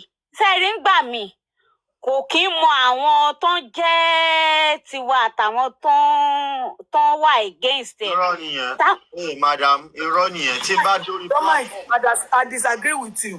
Ó depend lórí tó máa ṣe ń bá wọn sọ. Ṣé àwọn tiwa lè máa bá wọn sọ? Exactly. Nǹkan tí mò ń sọ nìyẹn pé but ìgbà tó ti rí approach wọn. Ìyẹn ti ẹ̀yà fún. Tí n bá dé orí platform kan, màá kọ́kọ́ wo nǹkan tó ń sọ ń bẹ̀. Láàárín 2 minutes máa yé mi bóyá mo lè gun bẹ̀ bóyá mi lè gun bẹ̀ máa mọ̀ kábọ̀sibọ́sẹ̀ mi ò ń gun platform kiri bí mi ṣe wà mo mọ̀ wọ́n ara mi ò kí ń gun platform káàkiri bíi ti Yomi láì kó máa gun platform káàkiri ó láì kó máa lọ káàkiri I don't know why mi mọ nǹkan tó fẹ́ gé níbẹ̀ mi mọ nǹkan tó fẹ́ gé àwọn tó ń bá sọ̀rọ̀ tí ó jẹ́ pé wọn ò ráyè ẹ̀. Bọ́dà láti kò sí kan tí Yomi fẹ́ sọ lẹ́yìn tó lè win àwọn pípù yẹn gbogbo àwọn tó wà ń bẹ yẹn campus Wùmí ni gbogbo wọn pátá dáwà class wà ń bẹ ojú abẹ wà ń bẹ àbí ojú abẹ tó declare Wùmí lánàá tó declare pé òun ni new mother in law Wùmí níjẹta tí òun ló lọ bá ń sìn yìí tẹ Mr. Yomi yẹn fún rẹ alágídí ọkàn ni wọn tó tójú wọn bá rí bẹ́ẹ̀ náà máa fara mọ́ lẹ́ni o. ẹ wò èmi máa sọ lọ báyìí o tèmi bá ń ṣọ̀tẹ̀ tí wọ́n ń ṣọ̀tẹ̀ tá a bá débì kan ọ̀tẹ̀ yẹn máa dòdòdó gẹ́gẹ́ èmi ń sọ̀tẹ̀ ìwọ ń sọ̀tẹ̀ òun ló ń jẹ́ kí ọ̀tẹ̀ di òdodo. Mo understand bí everybody ṣe feel, including me. One of the reasons why I don't go to Mr. Yomi's platform náà ni going around, because èmi náà mi ò kí n like kí máa rí wọn káàkiri. But then again, ọjọ́ wo la fẹ́ dúró dà? Káwọn èèyàn yìí kí wọ́n máa fi sọ ọ̀tẹ̀ dòdòdó lójú níbi, because bí ẹ ṣe ń sọ MYN wá ń sìn, wọ́n ní gbogbo nǹkan tí wọ́n bá sọ wọ́n máa record ẹ̀. Ẹ máa wo show tí wọ́n ṣe lénìí. Tí gbogbo yín bá sọ̀kalẹ̀ lórí page, by the time you get to Instagram, bóyá wọ́n sanwó fáwọn bloggers yẹn ni o, bóyá nǹkan kan ni o, ẹ máa rí pé ẹ máa rí show wọn. Somehow, somewhere, you will see this show on Instagram or Facebook today. Tó túmọ̀ sí wípé bọ́kọ̀ wọn ò ṣe balẹ̀ yẹn, bẹ́ẹ̀ náà ni wọ́n ṣe ń ta irọ́. So, àwa ní sọ pé okay, nítorí pé a fẹ́ kó lọ. Of course, nǹkan tó wà ní adult ni, èèyàn kan ti kọ sínú comment section fún is an adult, he will be able to handle it. Tí wọ́n bá dẹ̀ bu, tí wọ́n ṣépè fún, èébú ò lè pa, èpè ò lè pa. Ẹni tó bá ti ṣe nǹkan èpè lè pè máa pa. So we can just continue our thing here, not apportioning blames. Tó bá ti sú wọn, by the time tó bá ti sú Mr. Yomi, bóyá òun ti fẹ́ àlè o, bóyá ó ti rẹ̀ wọ́n á jábọ́ fúnra wọn.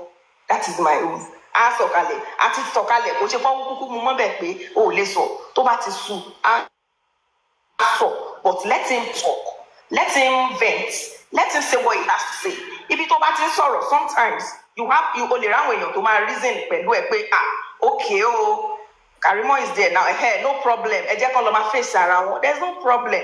Tó bá ti ready kí Yomi sọ, yóò sọ. So, Mr. Kole ṣe fẹ́ sọ̀rọ̀, thank you. Kọ́tẹ́ mi fẹ́ sọ ni. Wọ́n ti ní Mr. Yomi ti bọ́ọ̀lẹ̀, ó ti drop bẹ́ẹ̀, ó ti fọ́n kárí. Wọ́n ní blogger ní Instagram now. Wọ́n ní blogger tó máa pọ̀ tí ṣe lọ sí Instagram. Ọmọ nǹkan ṣe. Ọmọ tó bá ṣe ẹ máa ń rí lórí Instagram mi. Kẹ́ tó mọ̀ sí wọ́n máa rí tí wọ́n máa bò bóyá máa sanwó fúnra wọn ni o. Bóyá gbogbo wọn máa kún bẹ̀ ni. Mo dẹ̀ máa ń wò pé àwa tá a máa ṣe show tó gan tó jẹ́ educative show gan ẹ̀ ní rí lórí Instagram ẹ̀ ní rí pé wọ́n kọ́gbọ́n wọn ò ní sọ pé àwọn kọ́gbọ́n kankan. But narrative tí wọ́n ni wọ́n máa ń tà káàkiri. So leave him. Let him deal with them. I know he can deal with them. He's somebody who don't really care. He's still an Ogba, irrespective. We're not there with shortcomings. He's not Jesus. So nothing. We can't continue hiding or running away from them. Ojú adẹ́yẹ tó ti sọ láti jọ ẹ pé òun máa fún Wùmí lákọ̀ọ́bí òun ní tí mo wá ìtí wọ́n ti lọ ṣe wedding pẹ̀lú àkọ́bí ẹ̀sìn up till today. Ó sì ìgbà tó bá máa wọ́n á gbé náà ní at the end of the day wọ́n á gbé ọmọ yẹn jùlẹ̀. Wọ́n á sọ dídà bí mo ṣe dá eventually. Ṣé àwọn tó ń preach moral nìyẹn? Ṣé lánàá ni mo bóyá anybody wà lórí show ìyá Ọ̀gbà àti ẹ̀gbọ́n bọ̀dá Láti tí ìyá Ọ̀gbà sọ pé tí ẹ̀gbọ́n bọ̀dá Láti sọ pé ó dà kan ti búra wọn somewhere ṣẹgẹt so wọ́n wá ní pé ìyá Ọ̀gbà bẹ ẹ̀gbọ́n bọ̀dá Láti. This Ojuabe was there that she was talking about accountability.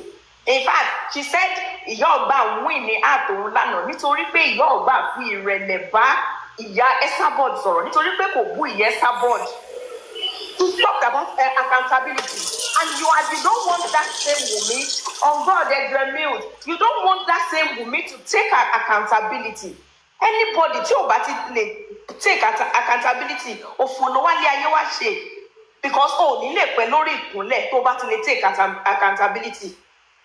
The same woman tó sọ̀rọ̀ pé èèyàn kan take accountability lòun ṣe láìpẹ́ òun ló ṣépèlé Yomi nítorí pé Yomi ń wá justice. Let's see, àti èpò àti àlìkámà ẹ jẹ́ ká jọ máa dàgbà pọ̀.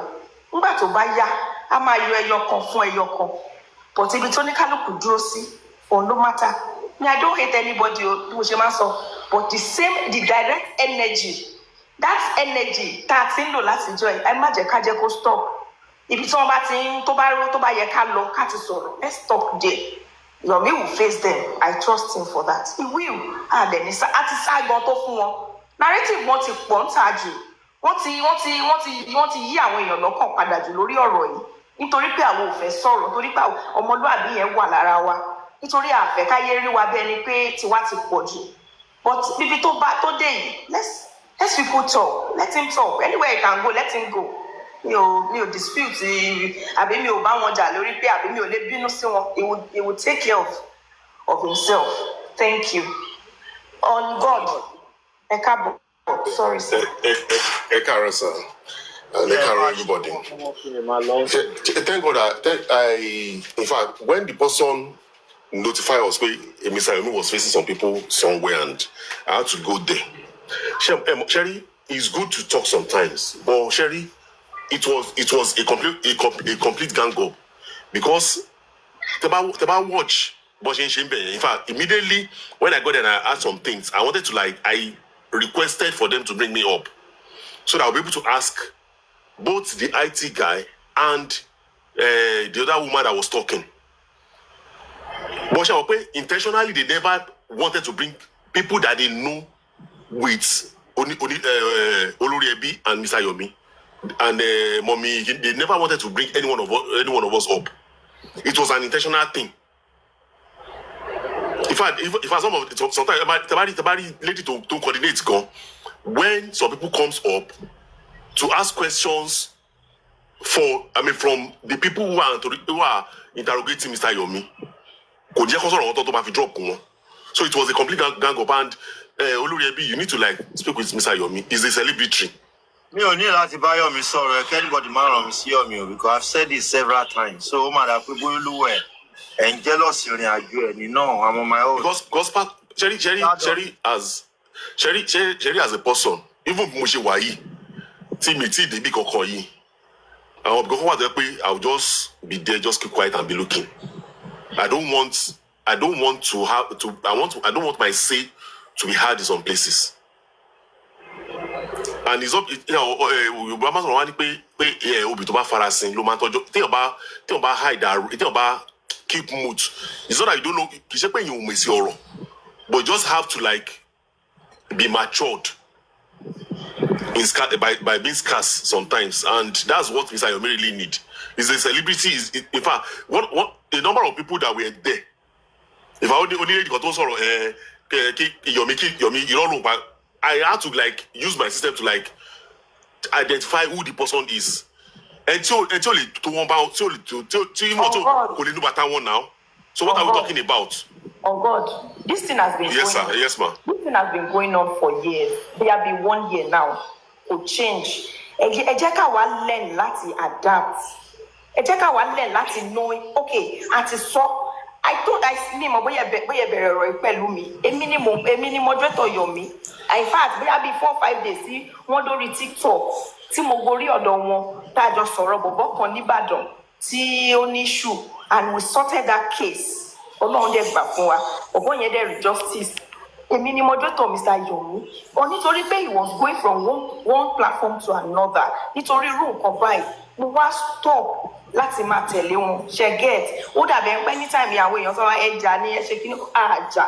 Irú wípé I don't want, please don't be going anywhere. And ìgbà tí wọn gbọ́, I came to Mr.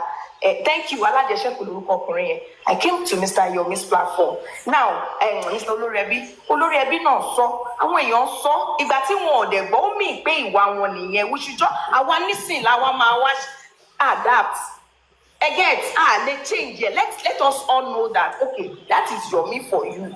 Get, kí gbogbo wa wá parapọ̀. Bóyá bí tó máa ti ń bá wọn jà, àbí nǹkan kan, if we can talk there, if we cannot talk, ẹ jẹ́ ká máa wò.